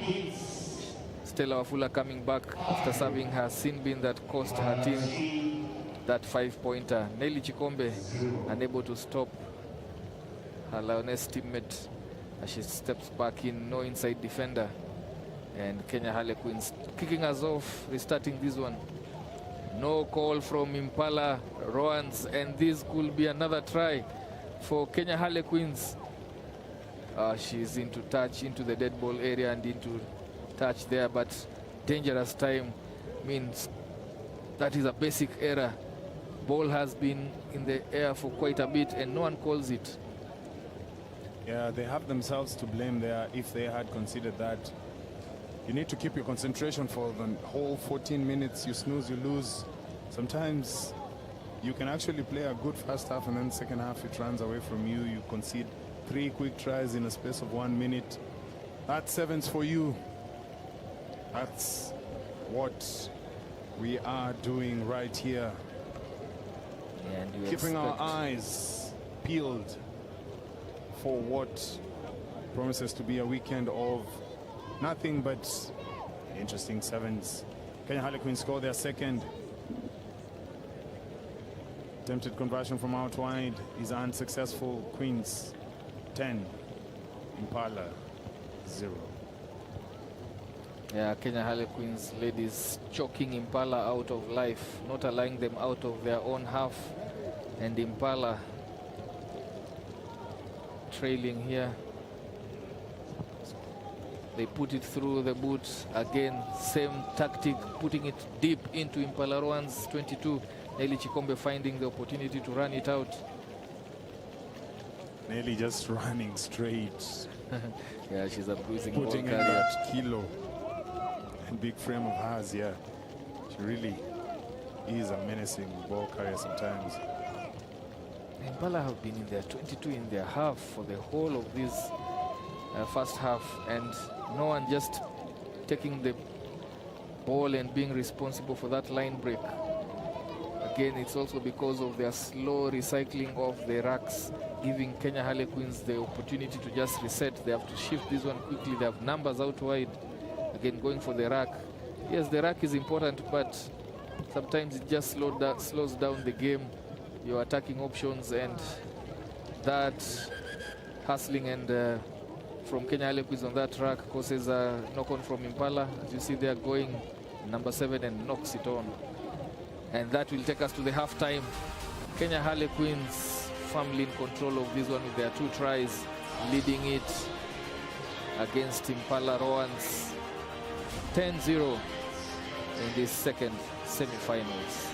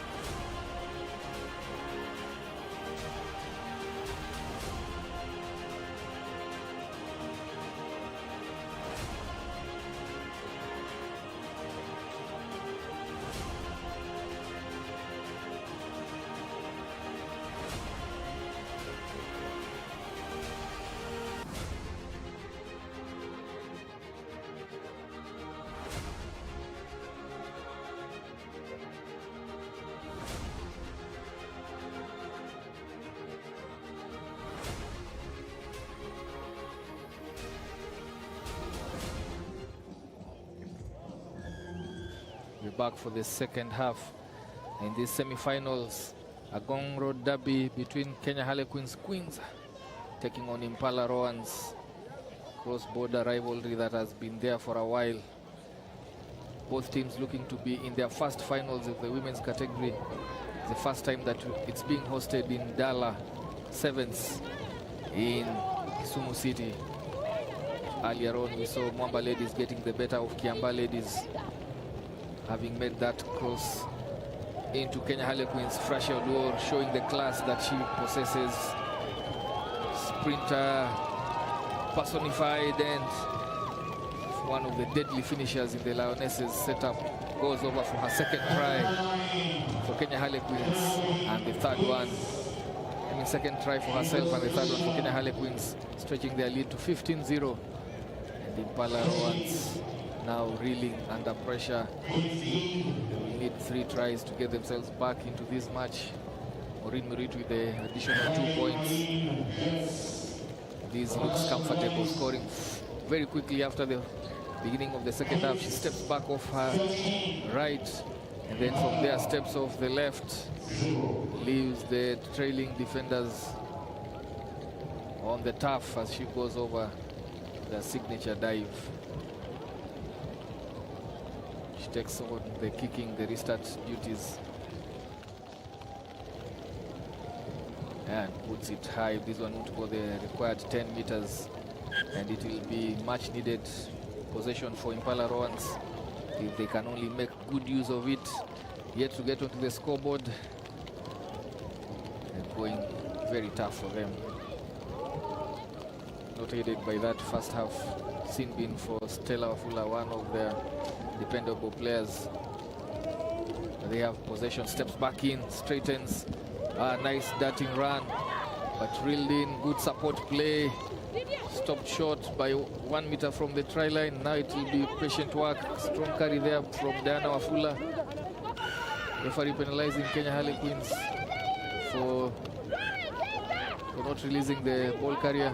Quick tap and go. Is it an option for them?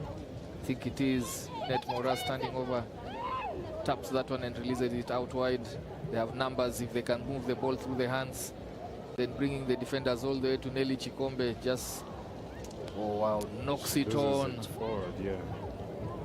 But I do blame that, moving across Diana Wafula, just carrying it and bringing all the defenders across to Nelly Chikombe. If she had just squared the defenders and let the ball do the walking, the movement, Nelly Chikombe will have had an easier run into the try box. But again, it's Frasha Oduor that you're taking on in that wing.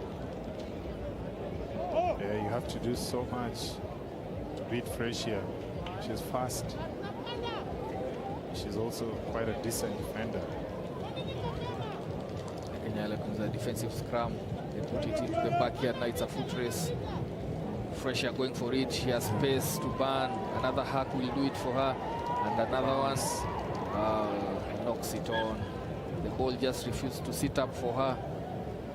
And that's a lung-busting run for her. 2 in a row. And she's feeling it now. Those huge gasps. Kudos to the trailing defender, Lydia Nasambu, making it difficult for Frasha Oduor to regather that ball. She stays switched on. Looks like she's going out to take a rest, a well-deserved rest. Frasha Oduor going to the bench. Yeah, those were 2 very lung-busting runs from her. Impala with ball and being shoved by the menacing forwards from Kenya Harlequins. They survive that one, still have a pressure ball here. What do they do? Oh, big fend coming in from Stella Wafula. She has to lead the team from the front, and that is Frasha, of course. Oh, wow. Yvette taking the big contact, yeah. And Yvette is a good tackler. Yeah, she is. She's also a feisty one. Yeah. Good. I think that's why Stella went with her with a lot of ferocity. Yeah, they know each other. They have trained together at that national team setup, so it's a good battle here. It's time to show what you're made of. Yeah, those silent battles for the Lionesses' positions. Those are the undertones, the battles that are bubbling. As you see there, still with another strong carry and loses the ball. Rich with ball. I thought that was a knock on him. Scrum down here for, guess that is Kenya Harlequins, the initial advantage.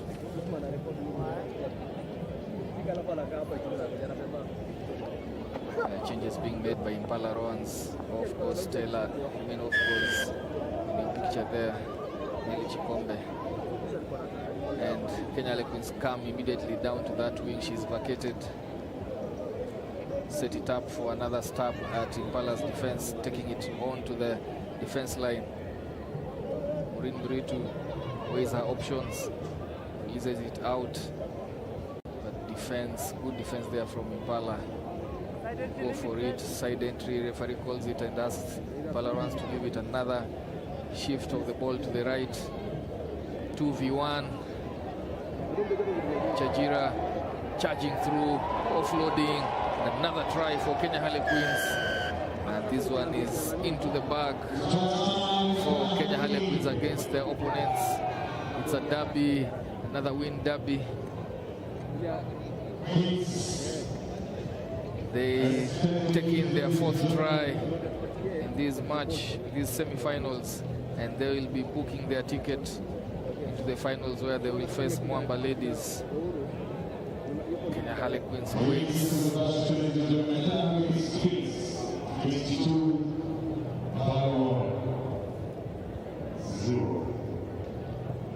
The other try scorer on your picture there is number 2 from Kenya Harlequins.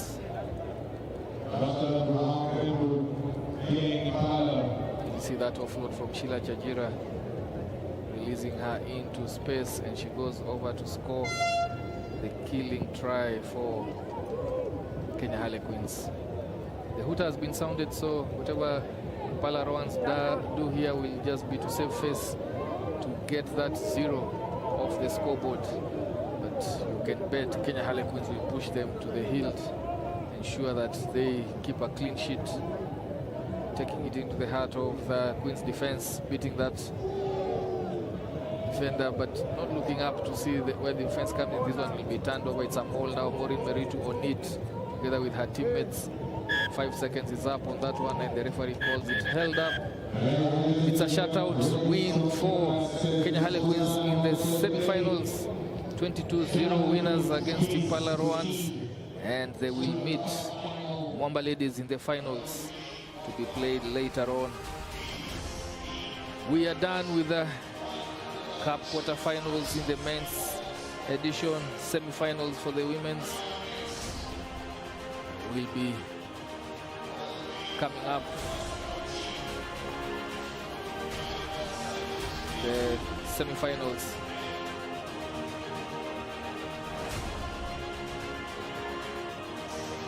So this is the road to the finals of Dala Sevens Division 1. The quarterfinals are done. We are into the semi-finals.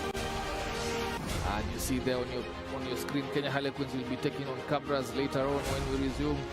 Mwamba will be taking on Oilers on the other side of the draw. Upsets plenty happened initially in the women's semi-finals. It's just been done with. Therefore, we look forward to an entertaining afternoon as we take a short break. The live screen will be back with you shortly.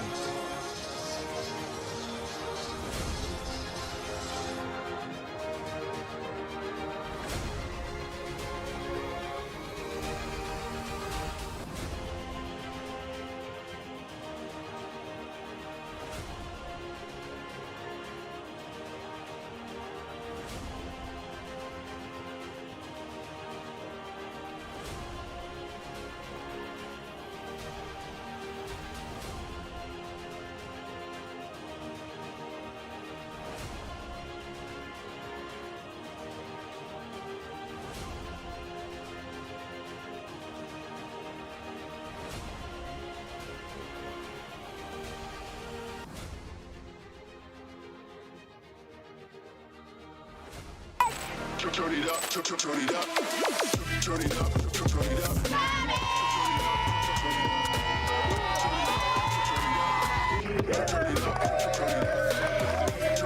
turning up, sherehe. Turning up the moment. Turn up the wall.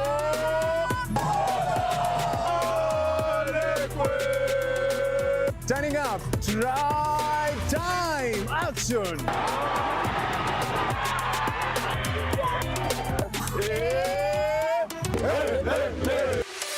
Notice are we ready?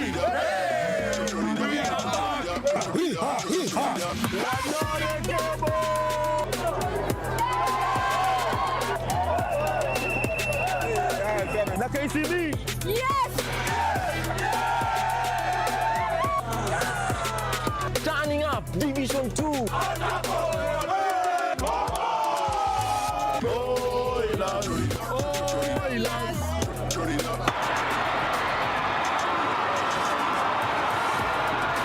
Our family Buddha.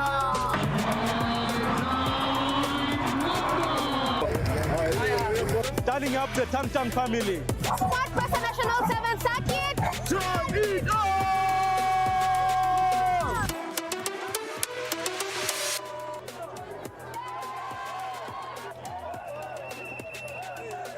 Na KCB. Yes! Well, first of all, we have to give credit to Manchester United. Really, we give them a goal, which is unusual and painful, and then they have two brilliant moments when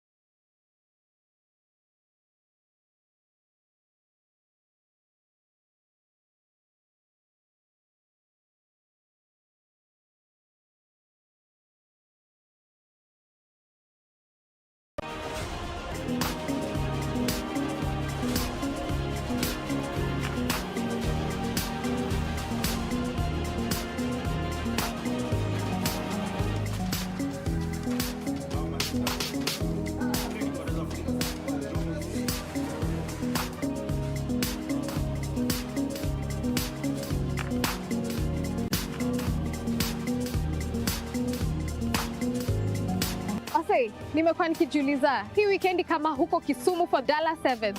Uko wapi? Mikey, video the ambience. Now video me. Mambo VP, it's your girl CJ from SportPesa coming to you live from the beautiful lakeside city of Kisumu, where the energy is already building ahead of the second leg of the SportPesa National Sevens Circuit, the legendary Dala Sevens.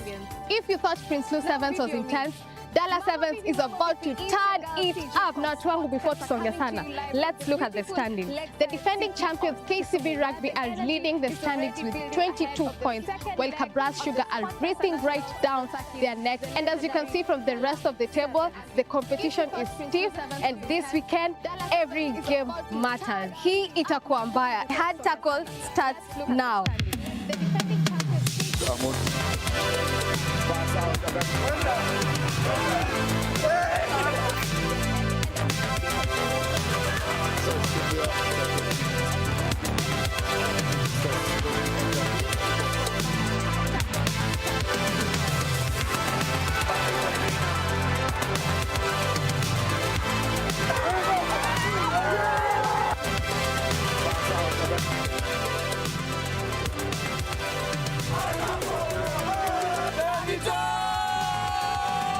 Prince Louis Sevens gave us everything we love about Kenyan rugby.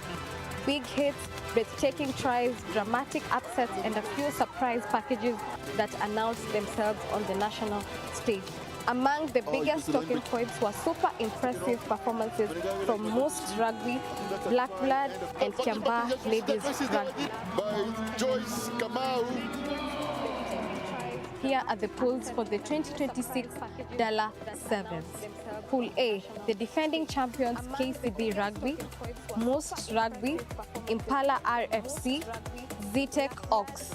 Pool B, Kenya Harlequin, KU Black Blood, Menengai Oilers, Mombasa Rugby. Pool C, Nondescripts RFC, Daystar Falcons, Mwamba RFC, Kisumu RFC.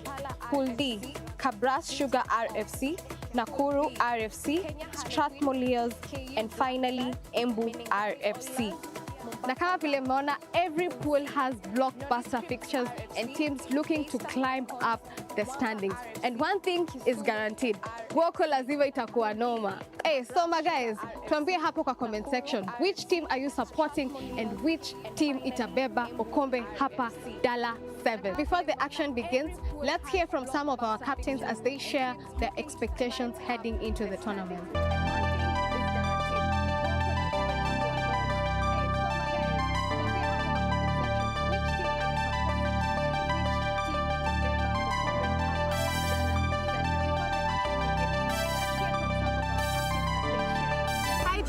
Yes, hi. How are you? I'm fine. I hope for the best because do everything hatukufanya vizuri.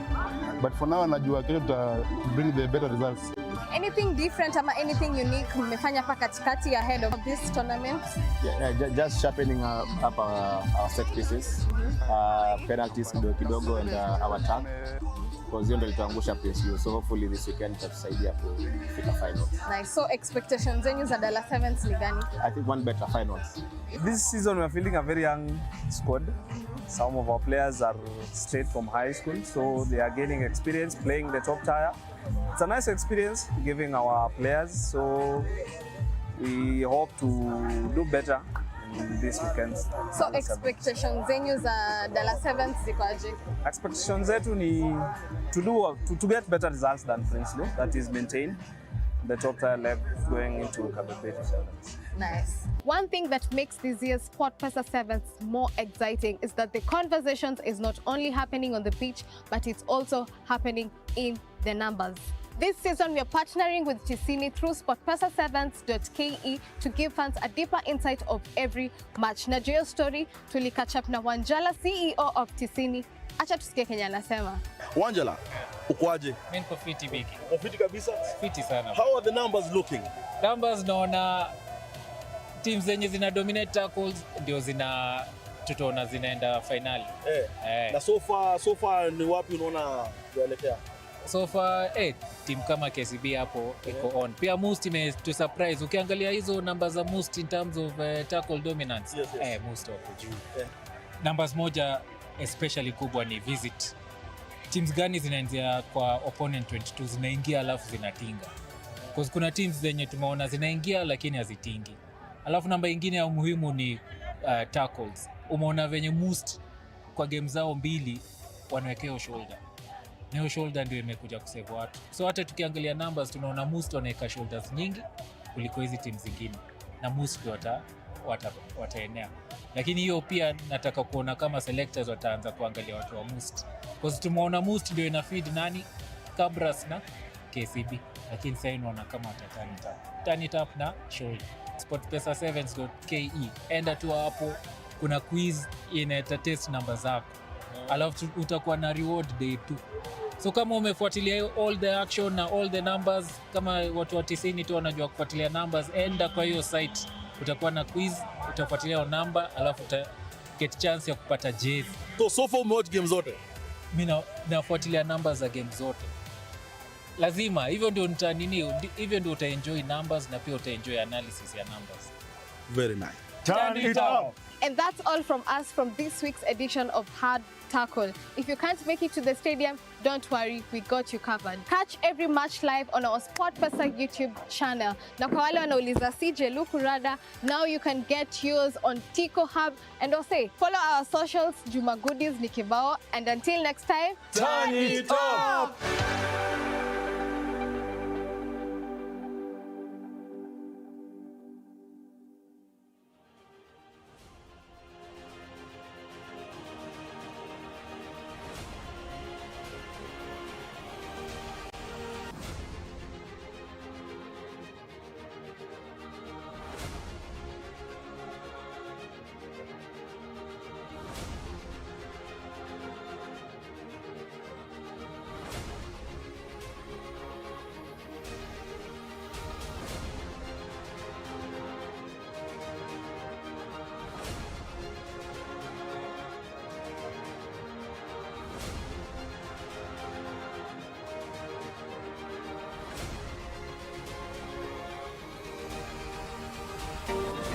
First of all, we have to give credit to Manchester United. Obviously, we give them a goal, which is unusual and unpainful, and then they have two brilliant moments when...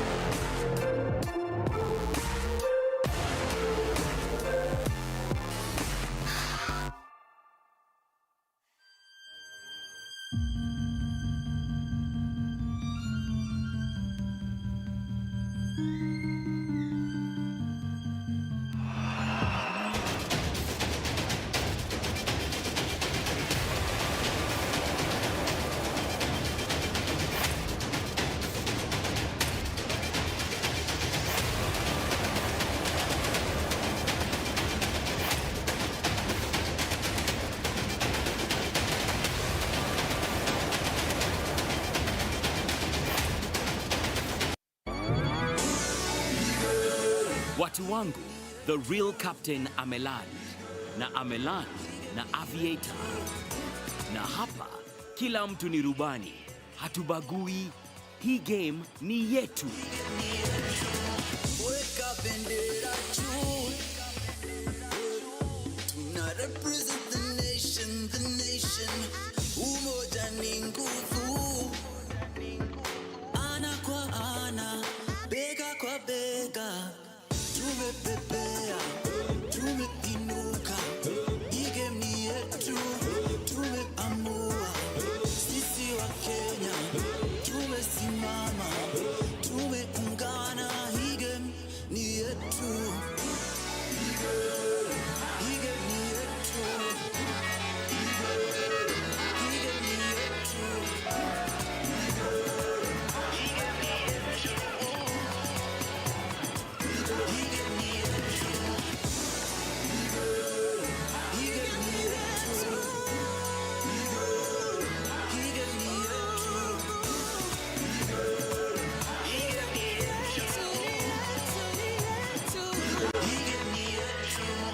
Karibu SportPesa Air. Cheza Aviator. Hapa kila mtu ni rubani.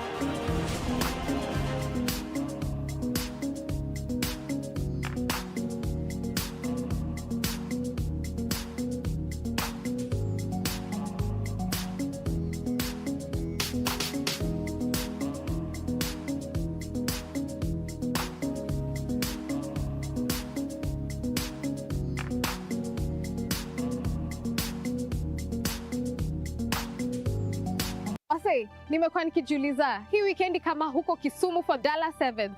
Uko wapi? Mikey, video the ambience. Now video me. Mambo vipi? It's your girl CJ from SportPesa coming to you live from the beautiful lakeside city of Kisumu, where the energy is already building ahead of the second leg of the SportPesa National Sevens Circuit, the legendary Dala Sevens. If you thought Prince Louis Sevens was intense, Dala Sevens is about to turn it up. Now, tuangu before tusonge sana, let's look at the standings. The defending champions KCB Rugby are leading the standings with 22 points, while Kabras Sugar are breathing right down their necks. And as you can see from the rest of the table, the competition is stiff, and this weekend, every game matters. Hii itakuwa mbaya. Hard tackle starts now.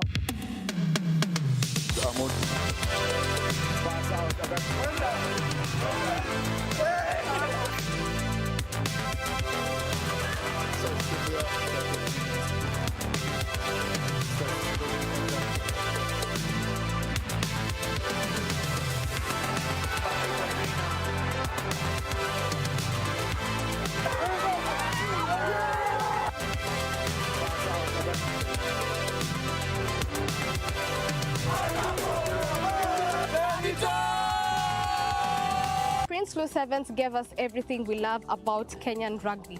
Big hits, breathtaking tries, dramatic upsets, and a few surprise packages that announced themselves on the national stage. Among the biggest talking points were super impressive performances from Most Rugby, Black Blood, and Kiamba Ladies Rugby. Here are the pools for the 2026 Dala Sevens. Pool A, the defending champions KCB Rugby, Most Rugby, Impala RFC, Zetech Ox. Pool B, Kenya Harlequin, KU Black Blood, Menengai Oilers, Mombasa Rugby. Pool C, Nondescripts RFC, Daystar Falcons, Mwamba RFC, Kisumu RFC. Pool D, Kabras Sugar RFC, Nakuru RFC, Strathmore, and finally Embu RFC. Na kama vile mmeona, every pool has blockbuster fixtures and teams looking to climb up the standings. And one thing is guaranteed, Woko lazima itakuwa noma. Hey, so my guys, tuambie hapo kwa comment section, which team are you supporting and which team itabeba okombe hapa Dala 7. Before the action begins, let's hear from some of our captains as they share their expectations heading into the tournament.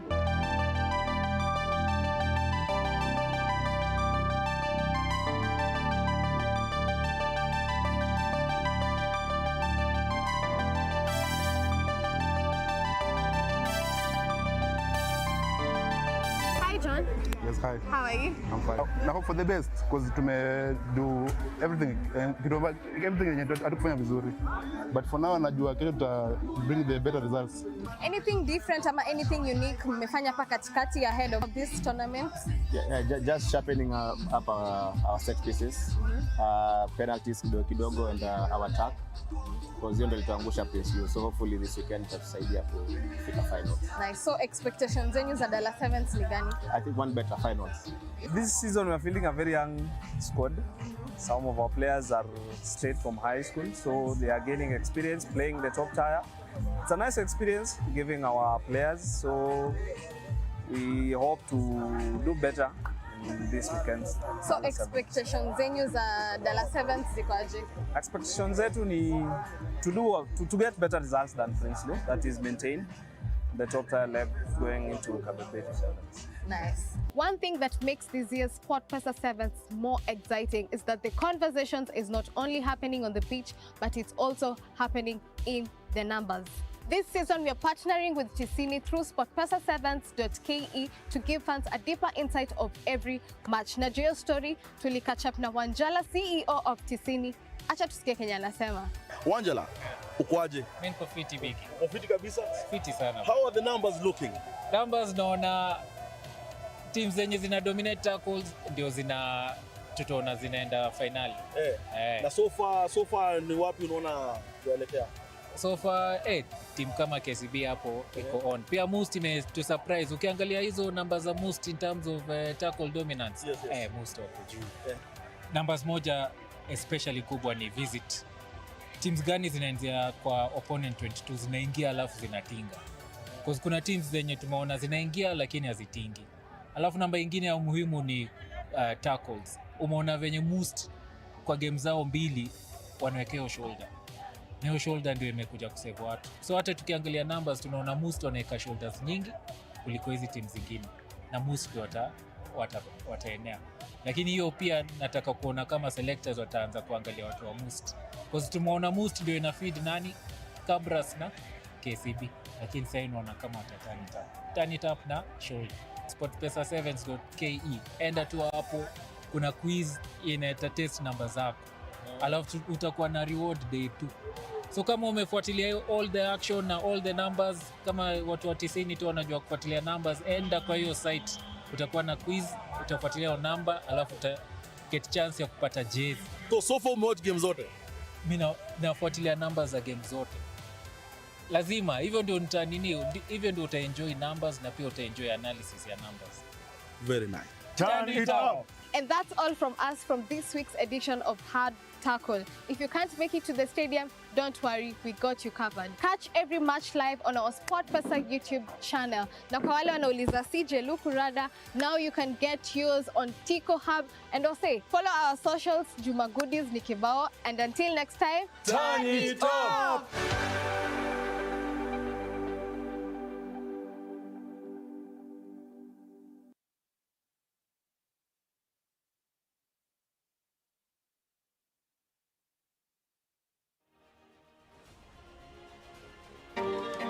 First of all, we have to give credit to Manchester United. Really, we give them a goal, which is unusual and painful, and then they have two brilliant moments when.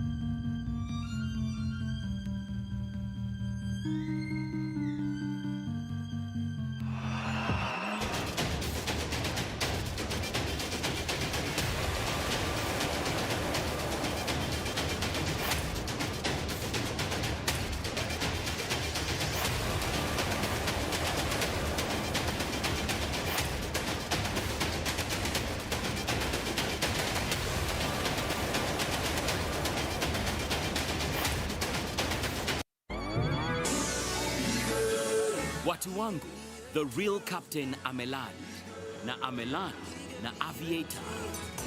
Na hapa kila mtu ni rubani, hatubagui. Hii game ni yetu. Weka bendera juu, nation.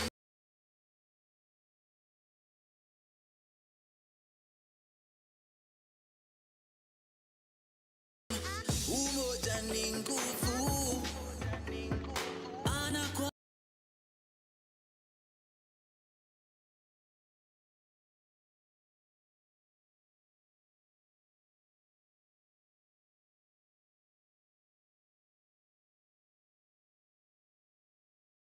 ana bega kwa bega, tumepepea, tumeinuka, ige ni yetu, tumeamua, sisi wa Kenya, tumesimama, tumeungana, ige ni yetu, ige ni yetu, ige ni yetu.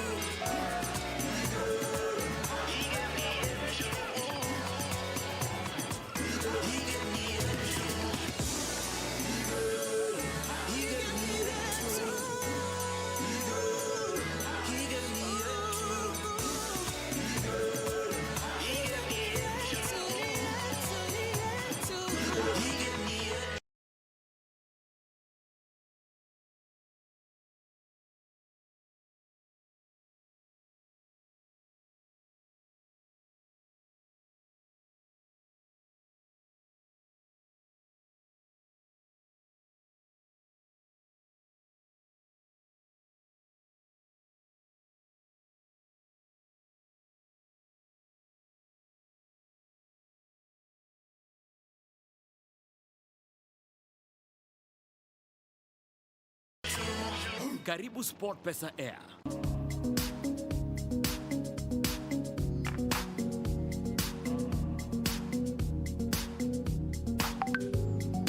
Ase, nimekuwa nikijiuliza hii weekend kama huko Kisumu for Dala Sevens. Uko wapi? Mikey, video the ambience. Now video me.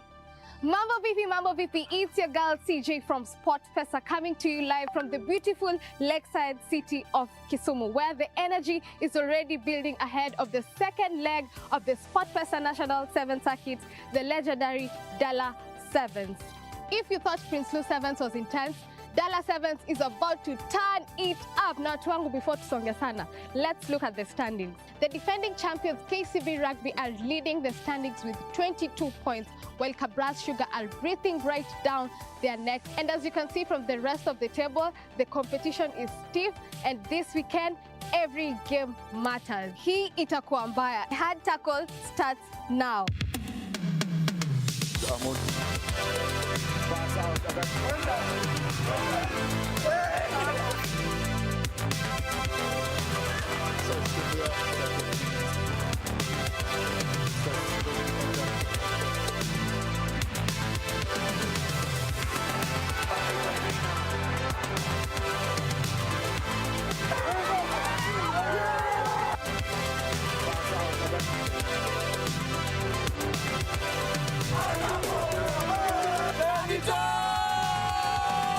Prince Lou Sevens gave us everything we love about Kenyan rugby.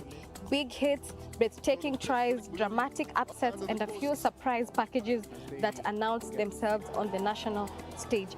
Among the biggest talking points were super impressive performances from Moose Rugby, Black Blood, and Kiambaa Ladies Rugby. By Joyce Kamau. Here are the pools for the 2026 Dala Sevens. Pool A, the defending champions KCB Rugby, Moose Rugby, Impala RFC, Zetech Ox. Pool B, Kenya Harlequin, KU Black Blood, Menengai Oilers, Mombasa Rugby. Pool C, Nondescripts RFC, Daystar Falcons, Mwamba RFC, Kisumu RFC. Pool D, Kabras Sugar RFC, Nakuru RFC, Strathmore, and finally Embu RFC. Na kama vile mmeona, every pool has blockbuster fixtures and teams looking to climb up the standings. And one thing is guaranteed, Woko lazima itakuwa noma. Hey, so my guys, tuambie hapo kwa comment section, which team are you supporting and which team itabeba okombe hapa Dala 7. Before the action begins, let's hear from some of our captains as they share their expectations heading into the tournament.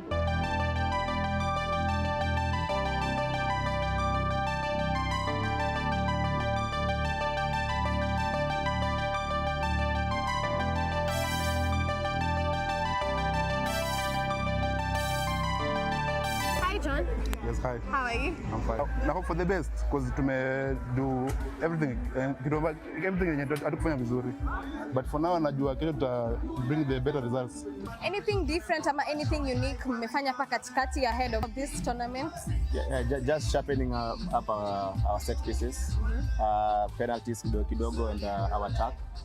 Because hiyo ndio ilituangusha PSU. So hopefully this weekend itatusaidia kufika finals. Nice. So expectations zenyu za Dala Sevens ni gani? I think one better finals.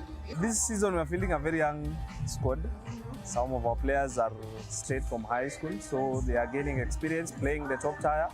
It's a nice experience giving our players, so we hope to do better in this weekend. So expectations zenyu za Dala Sevens zikoaje? Expectations zetu ni to get better results than Prinsley, that is maintain the top tier leg going into Kabebeti Sevens. Nice. One thing that makes this year's SportPesa Sevens more exciting is that the conversations is not only happening on the pitch, but it's also happening in the numbers. This season, we are partnering with Tisini through SportPesa7s.ke to give fans a deeper insight of every match. Na juu story, tulikatch up na Wanjala, CEO of Tisini. Acha tusikie Kenya anasema.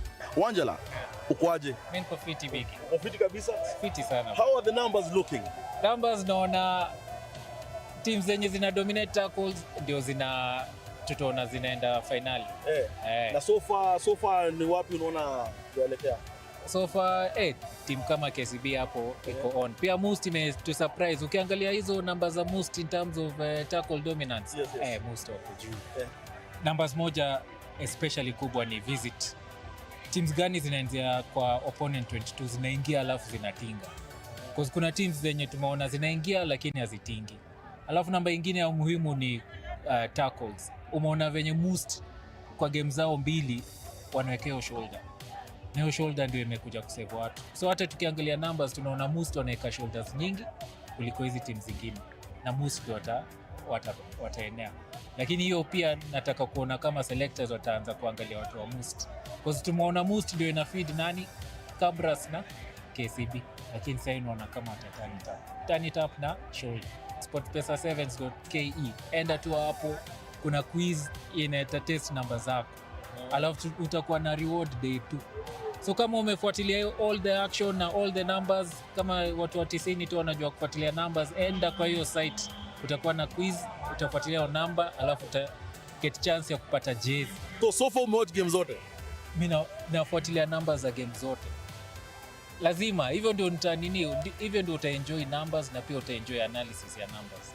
Very nice. Turn it up. And that's all from us from this week's edition of Hard Tackle. If you can't make it to the stadium, don't worry, we got you covered. Catch every match live on our SportPesa YouTube channel. Na kwa wale wanauliza CJ Lukurada, now you can get yours on Tico Hub. And also, follow our socials, Juma Goodies ni kibao. And until next time, turn it up!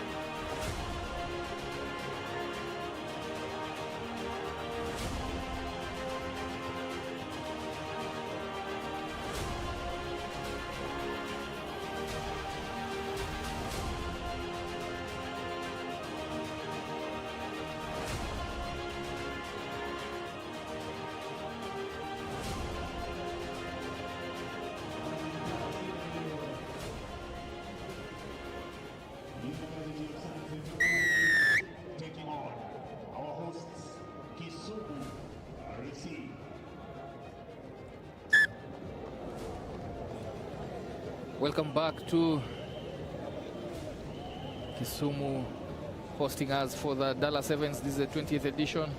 We have been through the quarterfinals to the semi-finals, and we proceed on in these 9th place semi-finals, where we have on pitch Masinde Muliro taking on Kisumu, and then that will be followed by Nondis and Black Blood to determine who gets to that finals of the 9th place playoff. Masinde Muliro lost their earlier game, won the earlier game against Mombasa Sports Club, finding themselves into that quarterfinals of the 9th place, finding themselves playing now against Kisumu. Kisumu, the hosts, who won against Nakuru, a convincing win, that one 36-19. And Masinde Muliro proceeding to score in these semi-finals. First try in the early minutes against their hosts. The crowd is here. They have turned up, continuing to cheer their home team. Home team have provided some of the best rugby they have played in a while. That conversion is successful, giving them the full complement of 7 points. Kisumu, in their earlier match, the quarterfinals, they won against Nakuru 36-19. Follow up with their impressive display from yesterday in the pools, where they emerged third and qualified to be in the 9th place playoff. Looking forward to another match after this one, Nondis versus Black Blood. And we shall have thereafter moving to the 5th place semi-finals. KCB will be taking on Daystar, and Strathmore will be taking on Zitek Oaks, before we proceed to the main cup semi-finals. Queens, who beat KCB, will be taking on Cabras, and then the last one, Mwamba versus Oilers. Mwambas making their first appearance in the semi-finals together with the Oilers. Both teams getting to the semi-finals of the Dala Sevens. On to the matters on the pitch. Kisumu with ball in hand. Saw them in the quarterfinals, lost one of the dependables in John Hayo, hoping to see him, but he got an injury. That doesn't deter the remaining.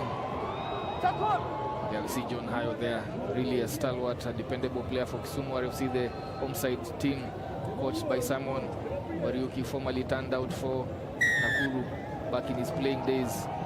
Referee penalizing Kisumu for side entry into that rack. Quick tap and go from Masinde Muliro, not waiting and hanging about.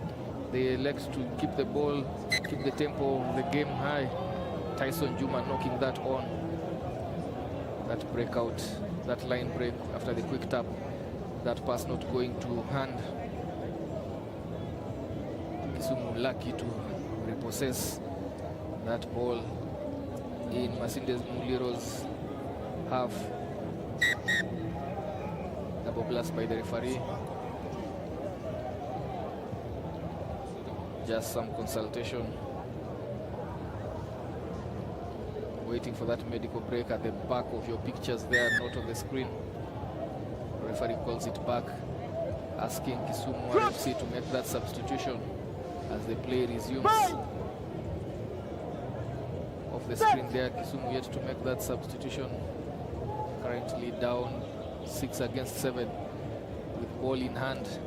They have to back it to the traffic where they have numbers, and they are joined now with a replacement, number 6, with ball in hand now coming in for the injured player, carrying it into contact. James Maranga offloads and now supports. This one will be a maul that will cause a turnover in favor of Masinde Muliro. Kisumu losing an opportunity to get themselves onto the scoreboard. They had done well to venture into Masinde Muliro's half.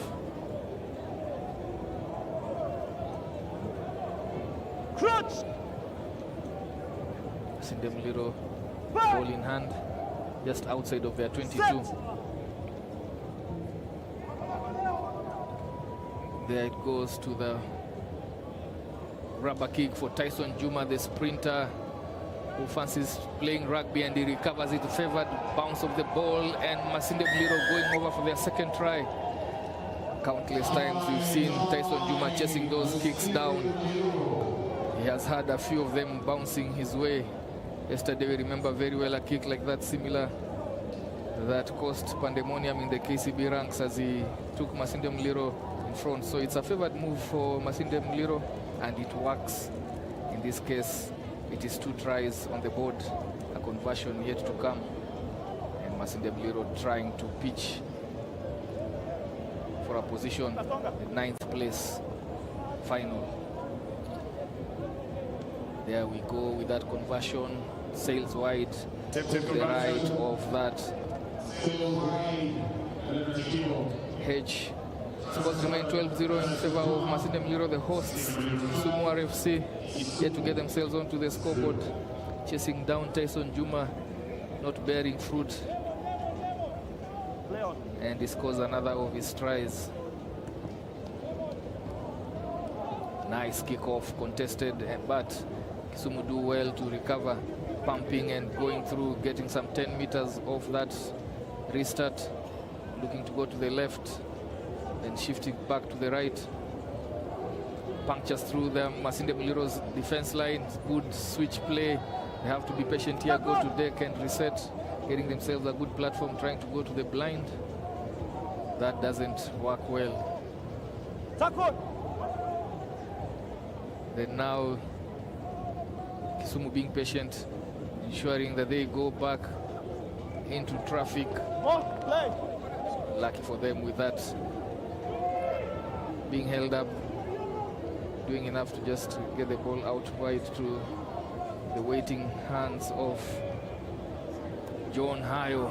John Hayo does well to go to deck despite the attentions of 3 Masinde Muliro players. A good spell of possession for Kisumu. They should make it bear, and they do, coming in from the bench, but he's railed in 1 meter short. Patience required here.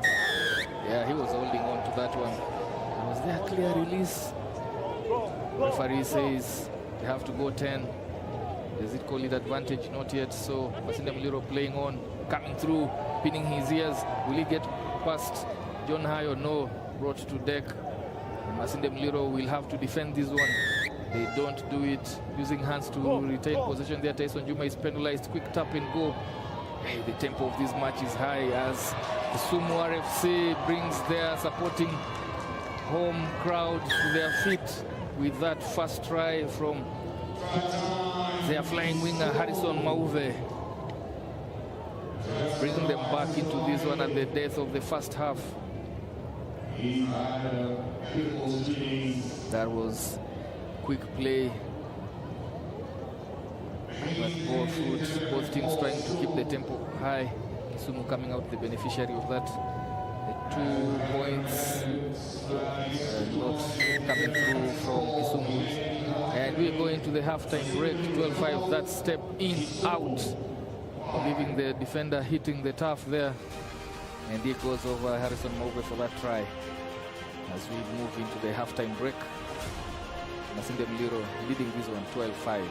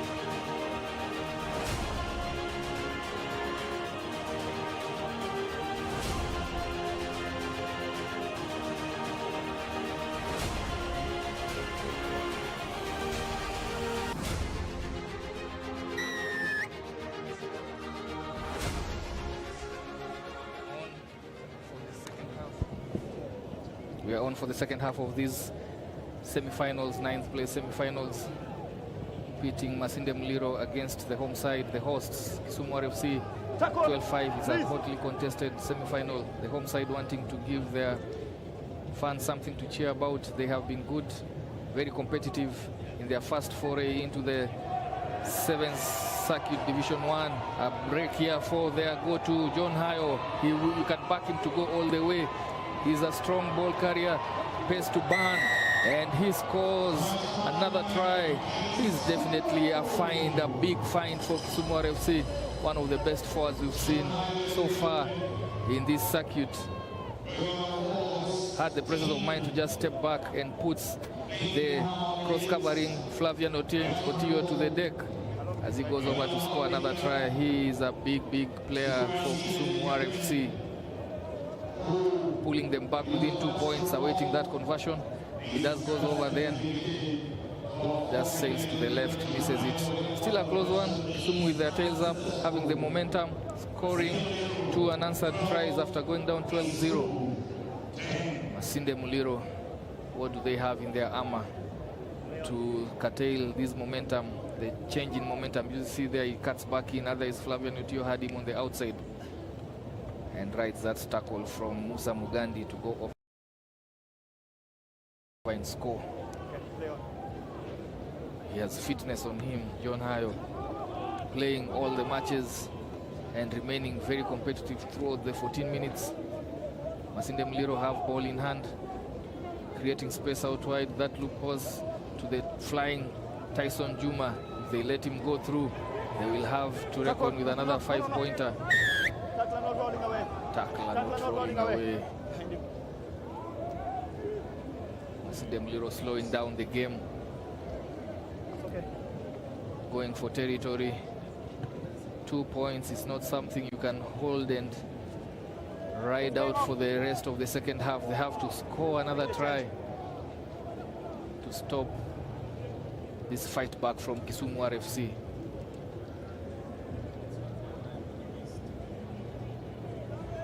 Okay, white. Going in for that line out throw. Play on.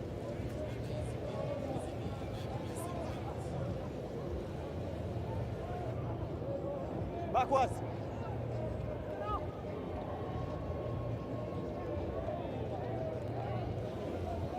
Tackle. Pick and go from the base of that track. Tyson Juma on this other side of the pitch, trying to ride those tackles just to leave that ball to allow for a fair contest from Kisumu RFC. He does so. He's swinging the ball out to their left, numbers out, but they require quick hands.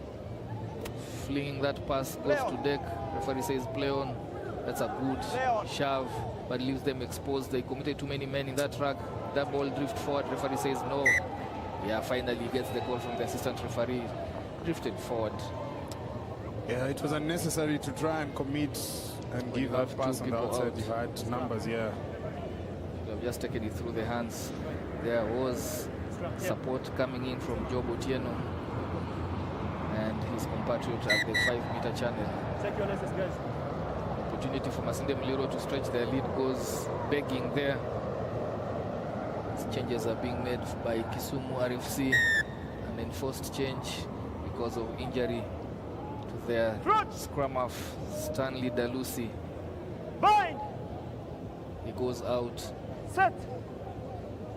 Limping heavily off your pictures there. But the incoming one picks out and goes to the blind. Very risky venture to that side. Risks being isolated, and it's a turnover. He isolated himself going over, and Masinde Muliro just 1 meter short, trying to reach over and knocks on.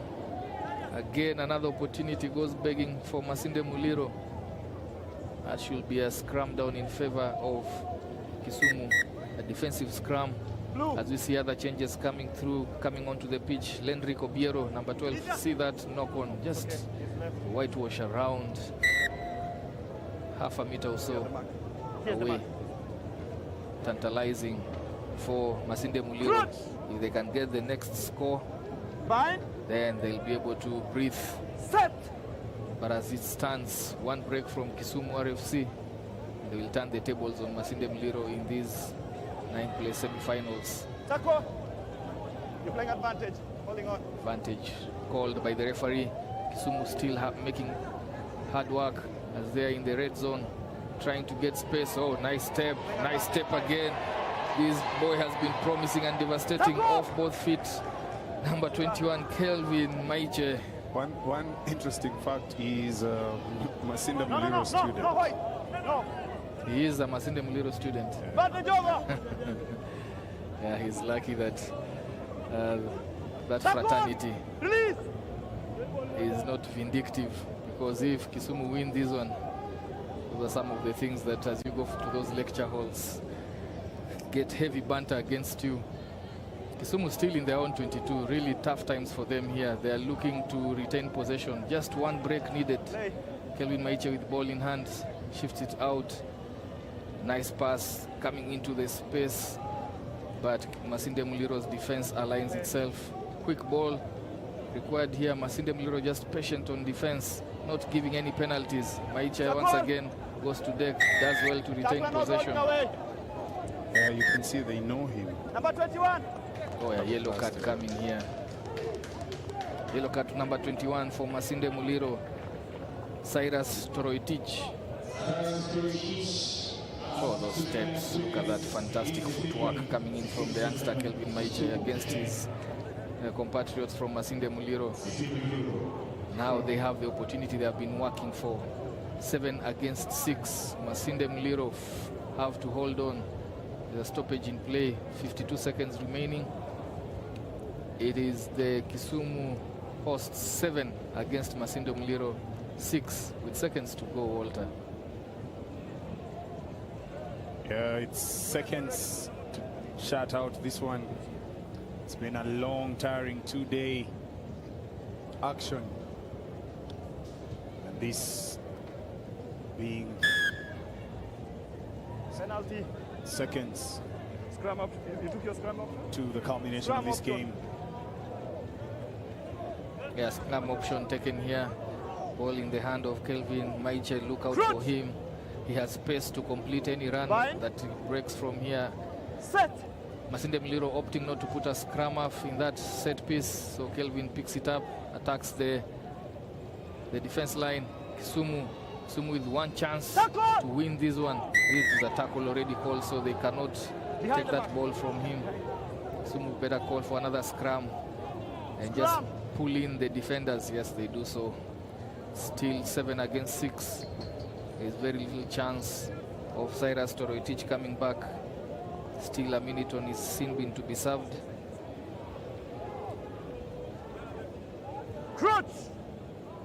Another take 2 for Kisumu. Their home fans tense as an opportunity to finish 9th is here for them, but they have to score.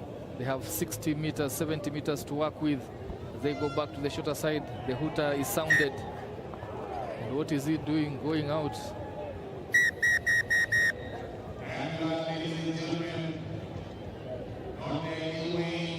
I am still bewildered who is leading here, because that decision is baffling.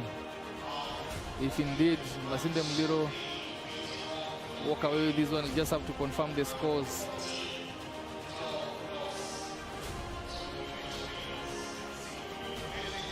Yeah, Masinde Muliro walking away with that one. I think it was a forward call that led to that one. Otherwise it would have been baffling to take that decision to go out. But we move on to the 5th place. No, another 9th place semi-finals. This one is Nondi's taking on Black Blood to see who will play against Masinde Muliro in that finals.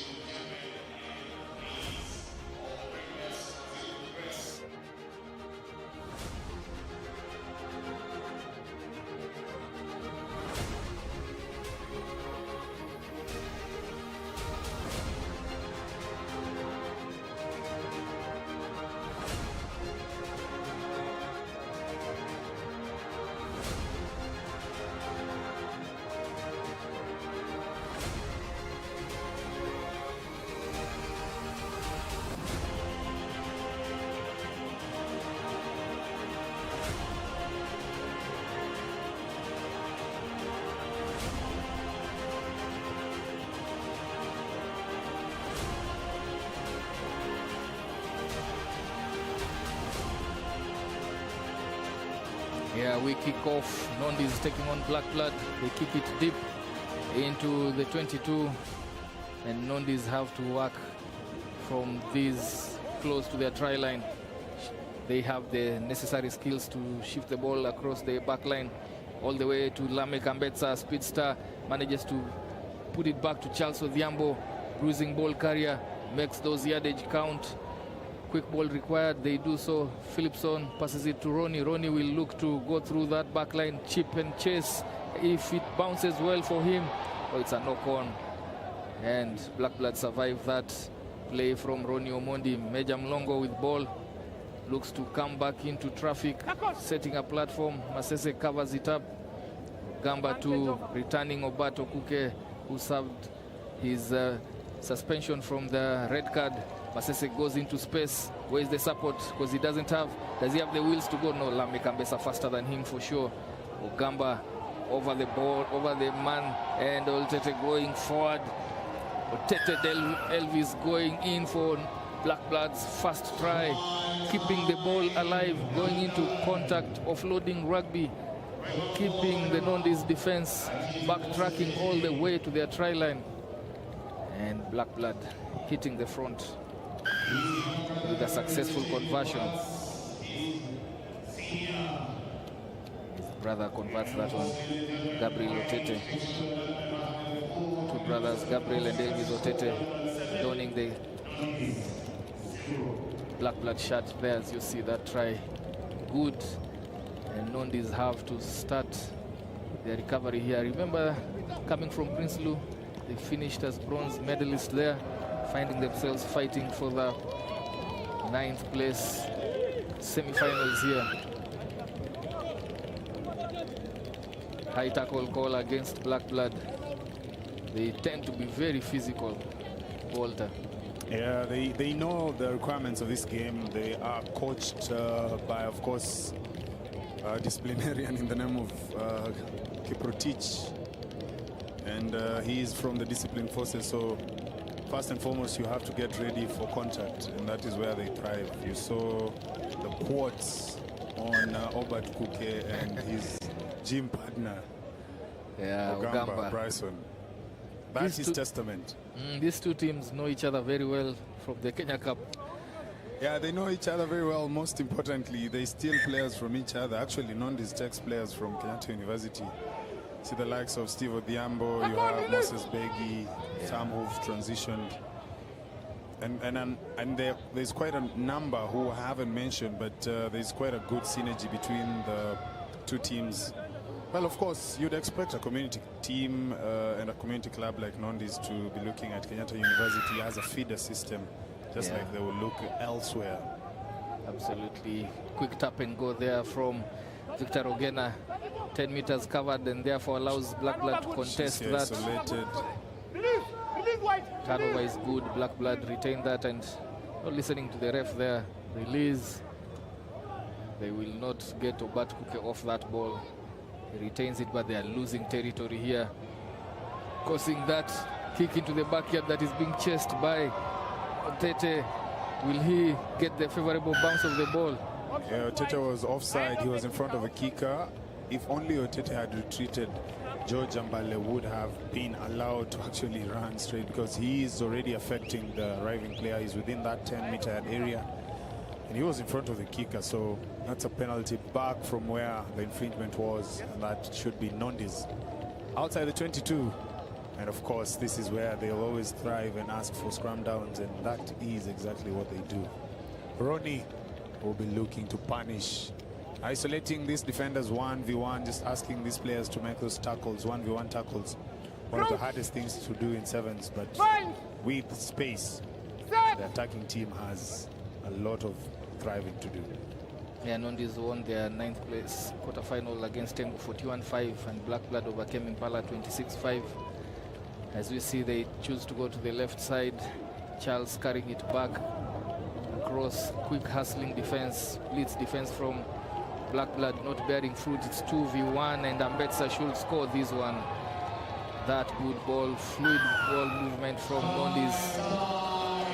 employing the same script that Black Blood unleashed on them as they scored their first try, keeping the ball alive, going into the tackles and offloading that final pass to Flying Star. Lame Kambetsa pulls Nondi's back into this one. Luke Phillipson trying to get the extra 2. He's adept with that right foot. Don't rule it out for him to put this one from the 15-meter channel. But he skews it, doesn't get to the uprights. So Blood with that slim 2-point lead. As you see there, Mbetsa, beneficiary of that final pass. It's a tight affair. 90 seconds to go in this first half. Both teams contesting for a place to be in that 9th place finals. Ogamba trying to tap it back to his side, but he's defeated on that contest. Phillipson taking it straight to the line. They have numbers out wide. If they're able to pass it quickly, that will still be gameplay advantage to Nondi's. Phillipson goes into the defense line, pops it out wide. Charles. That's Rogena. Rogena been a strong ball carrier. Nice hustling there from Blood, causing that knock-on in the rack. It was either that, Toili, or they concede a try out on the wing. You can see there they had to counteract Gabi. Yeah, that slight attempt, that is equal to that attempt of trying to go up during the line-out throw. Yes, you know, just unsettled the halfback. And one thing that you trust Kenyatta University's Black Blood is they will always contest the racks. It's a brand of rugby that they employ in the 15s and in the 7s. Good, strong contest in that scrum. Derek gets it out to the flyer, Mbale or Phillipson with a good tackle, causing that turnover as Mbale tried to offload it.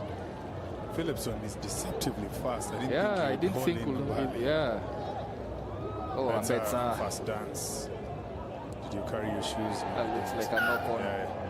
There's a knock-on there on the floor of play. And that, ladies and gentlemen, is the halftime call. Yeah, Black Blood leading this one into the halftime. Slender lead, 7-5, as these teams go at each other, hammer and tongs. And we'll wait to see the second half, who gets themselves into the 9th place final.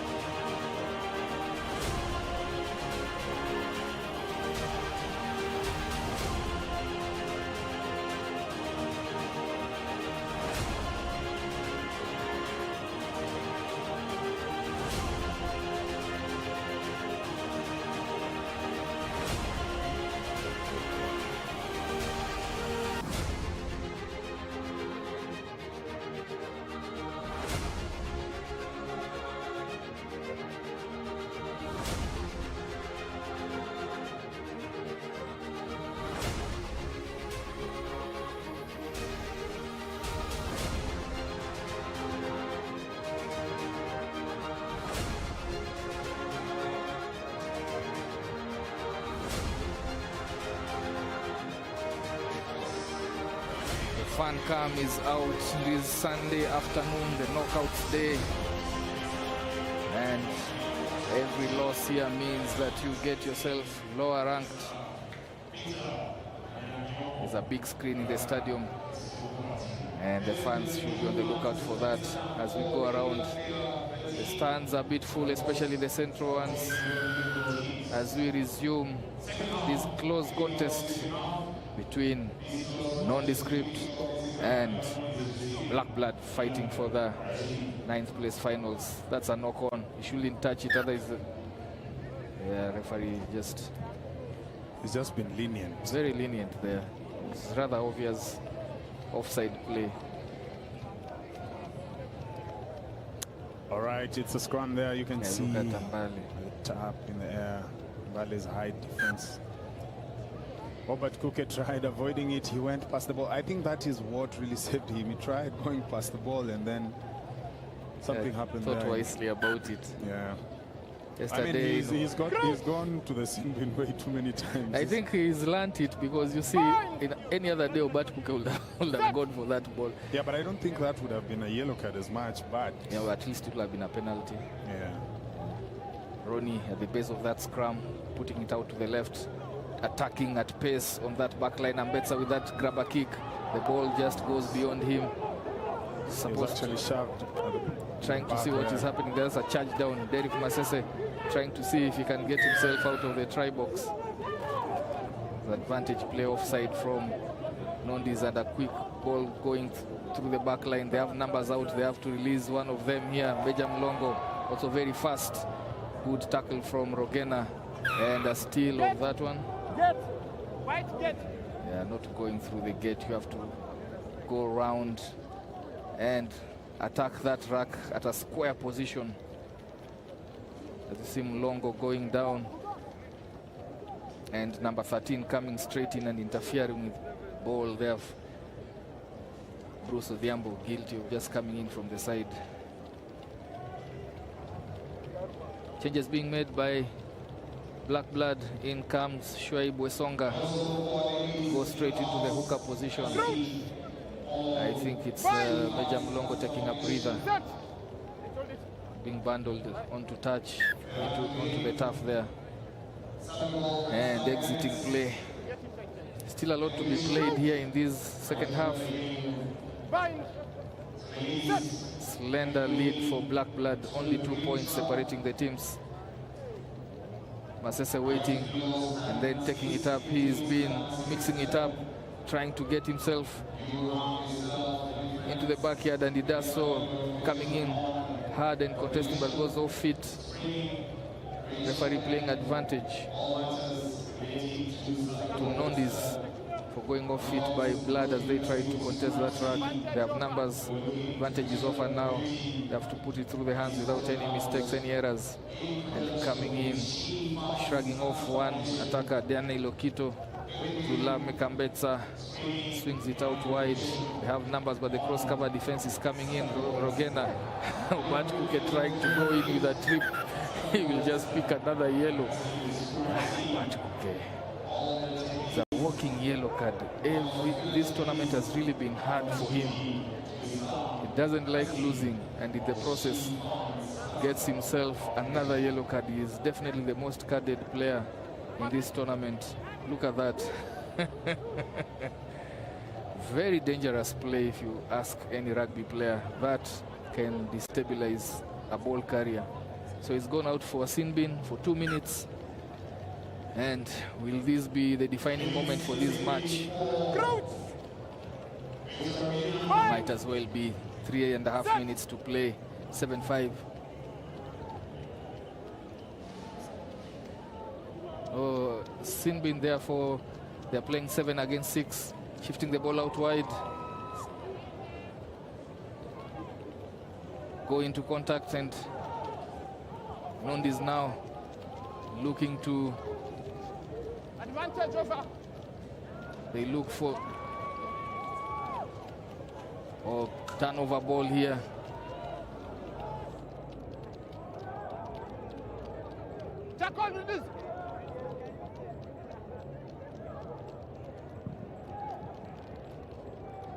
Going into the backyard.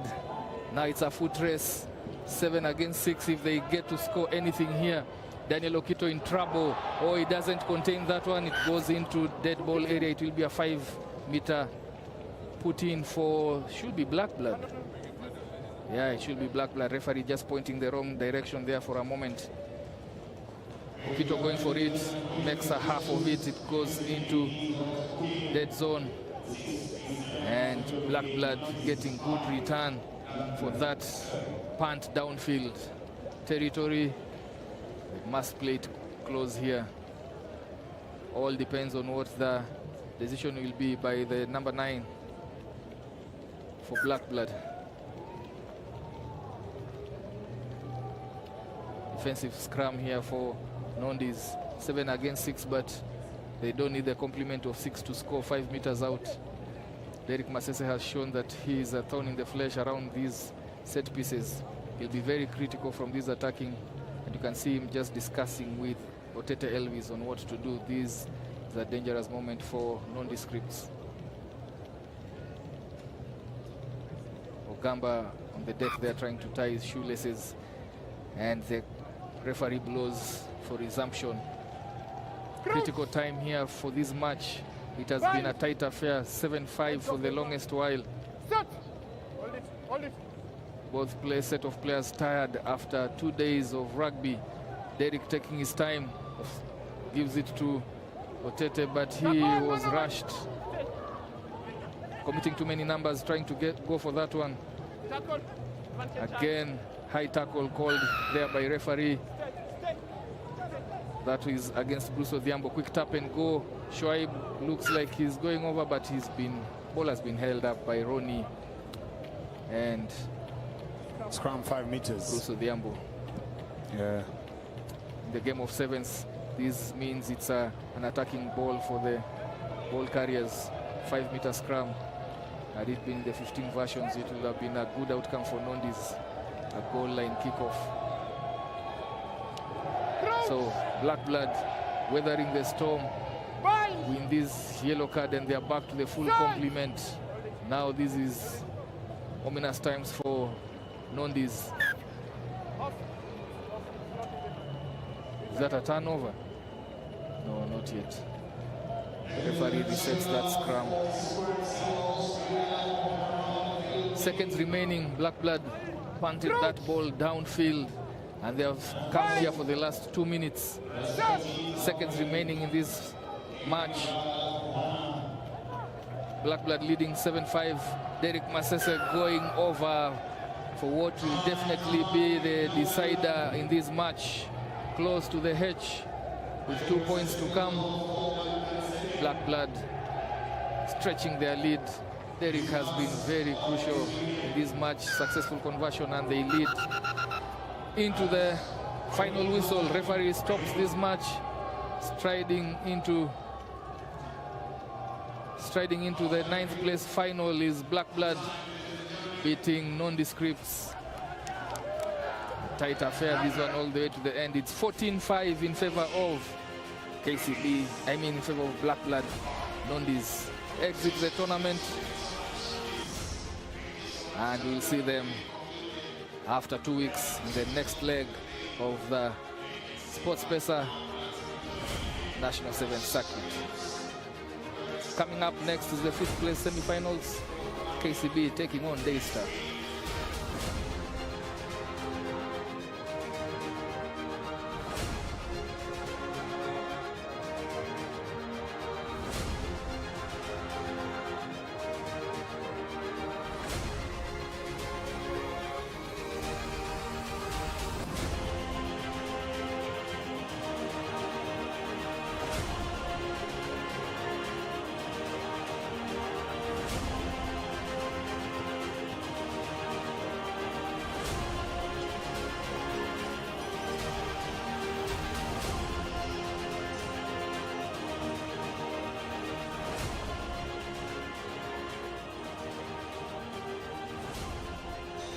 So these are the losing quarter-finalists battling up for the 5th place finals. KCB, the defending champions for Dala Sevens and Prince Lu Sevens winners a week ago, were knocked out of the main cup against Kenya Harlequins. Kenya Harlequins putting in a master in defensive and territorial play and emerging victorious in that shocker, not aided by KCB's own decapitation, where they had 2 yellow cards playing 5 against 7. On the other hand, you have their defending their opponents, Daystar.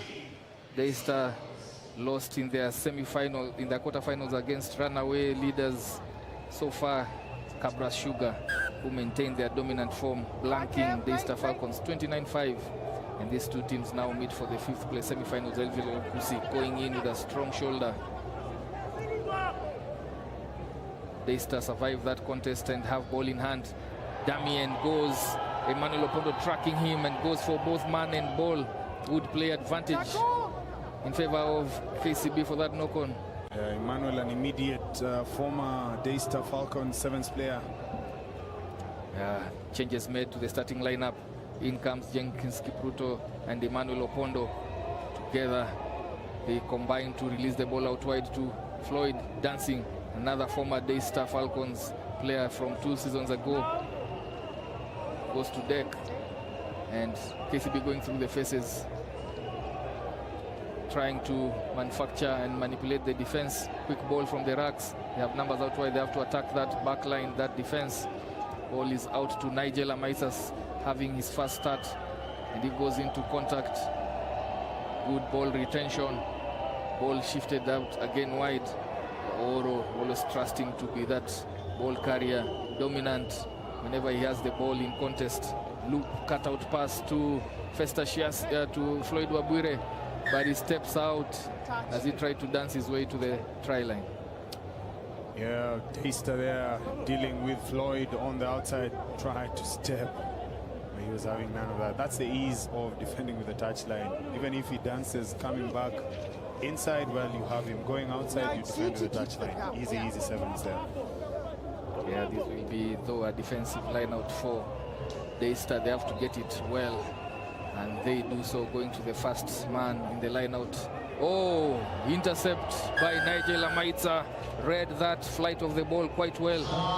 Daystar were under pressure in their own goal area, and pouncing on that floating pass to score another try for himself. And the first one for KCB, Nigel Amaitsa puts over that conversion.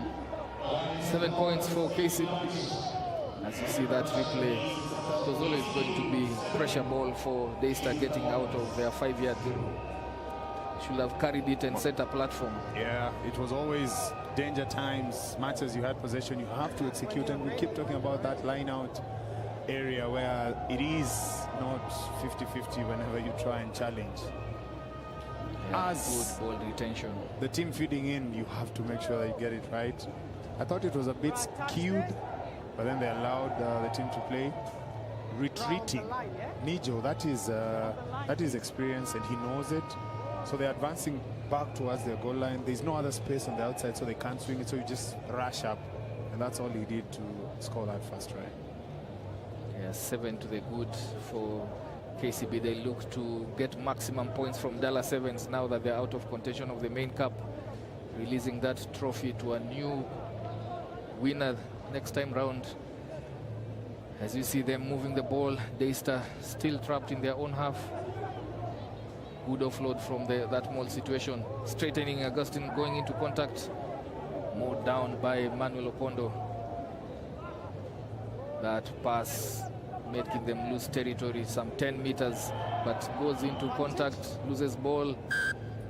And KCB very good in the tackle areas, causing the spillovers, causing the knock-ons and turnovers. Just making sure that Daystar are not able to have sustained possession. That will be a test for them in their defense. That front three, very powerful. Vincent Onyala, King George Oro, and Elvis Olukusi.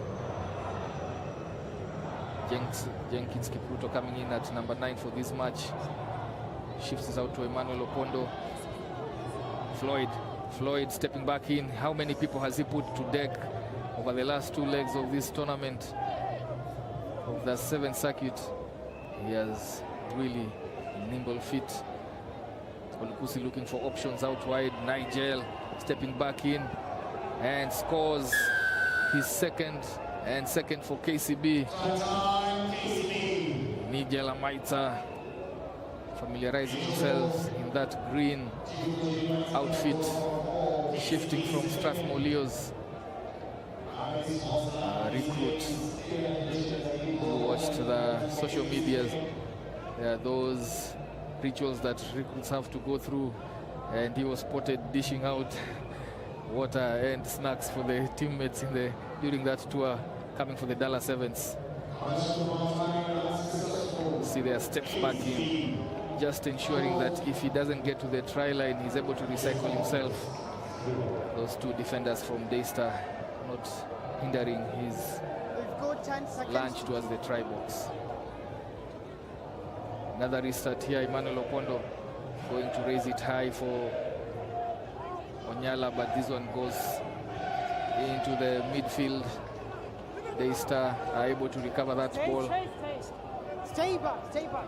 Oh, good shove from Nigel. No, you went to the side. You turned around. The referee very clear. He had already given KCB warning during that rack play. Coming in from the side, Nigel wasn't at fault, but the earlier players already at fault, and Daystar not doing themselves any favors with these basic errors. This is a no pressure ball. Still succeed somehow to knock it on. He will not want to see that replay, Duncan Olile. Yeah, he actually thought about something before he actually did it. So it's that struggle of trying to do things at a specific pace. In the meantime, Nijo is having a field day out here. He's carrying KCB on his back. Angel with a hat trick. Oh my, he stand up finally for KCB. 3 tries under his belt for both his shot number and for KCB. Going into the break, looking to convert his own try. Playing at the center position, and he's doing quite well in this match. Puts it right through the center post. It has been Nigel versus Daystar University. Look at that cutback move. Straightens and goes. Loves to play in the center as much as he plays in the fly-off position. And he celebrates his hat trick of tries. As we go into the halftime, KCB leading this one comfortably 19-0 in the 5th place semi-final.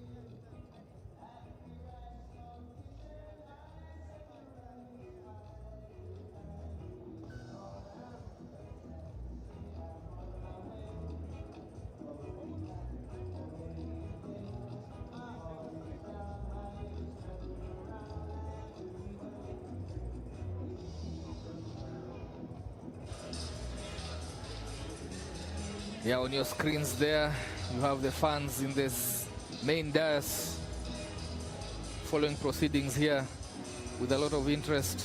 Despite losing in that earlier match, KCB fans still showing up and trying to ensure that they cheer their team. It's a journey, it's a 6-legged circuit, and every point counts for KCB. They'll have to finish in the 5th place. A lot of slip-ups expected in this 6-legged circuit. Who knows what that 5th place might bring and count for them come the end of this particular run in Dala Sevens. We are on for the second half. KCB leading this one courtesy of 3 tries from Nigel Amaitsa as he starts in the green shirt he dons for the first time after that stint with Strathmore the last several years. Good carry by George Oro. Shifts it out wide, straightens. Bob Muhati goes through and pumping his legs. Will he get there? He's looking for support, but he should trust his pace. And he's trying to intimidate the chasing defender. And he goes over for the 4th try for KCB. Coming in straight from the bench, fresh. And he pushes through, as you can see there, riding through that tackle from the Daystar sweeper. Bob Muhati. Bob Big Muhati.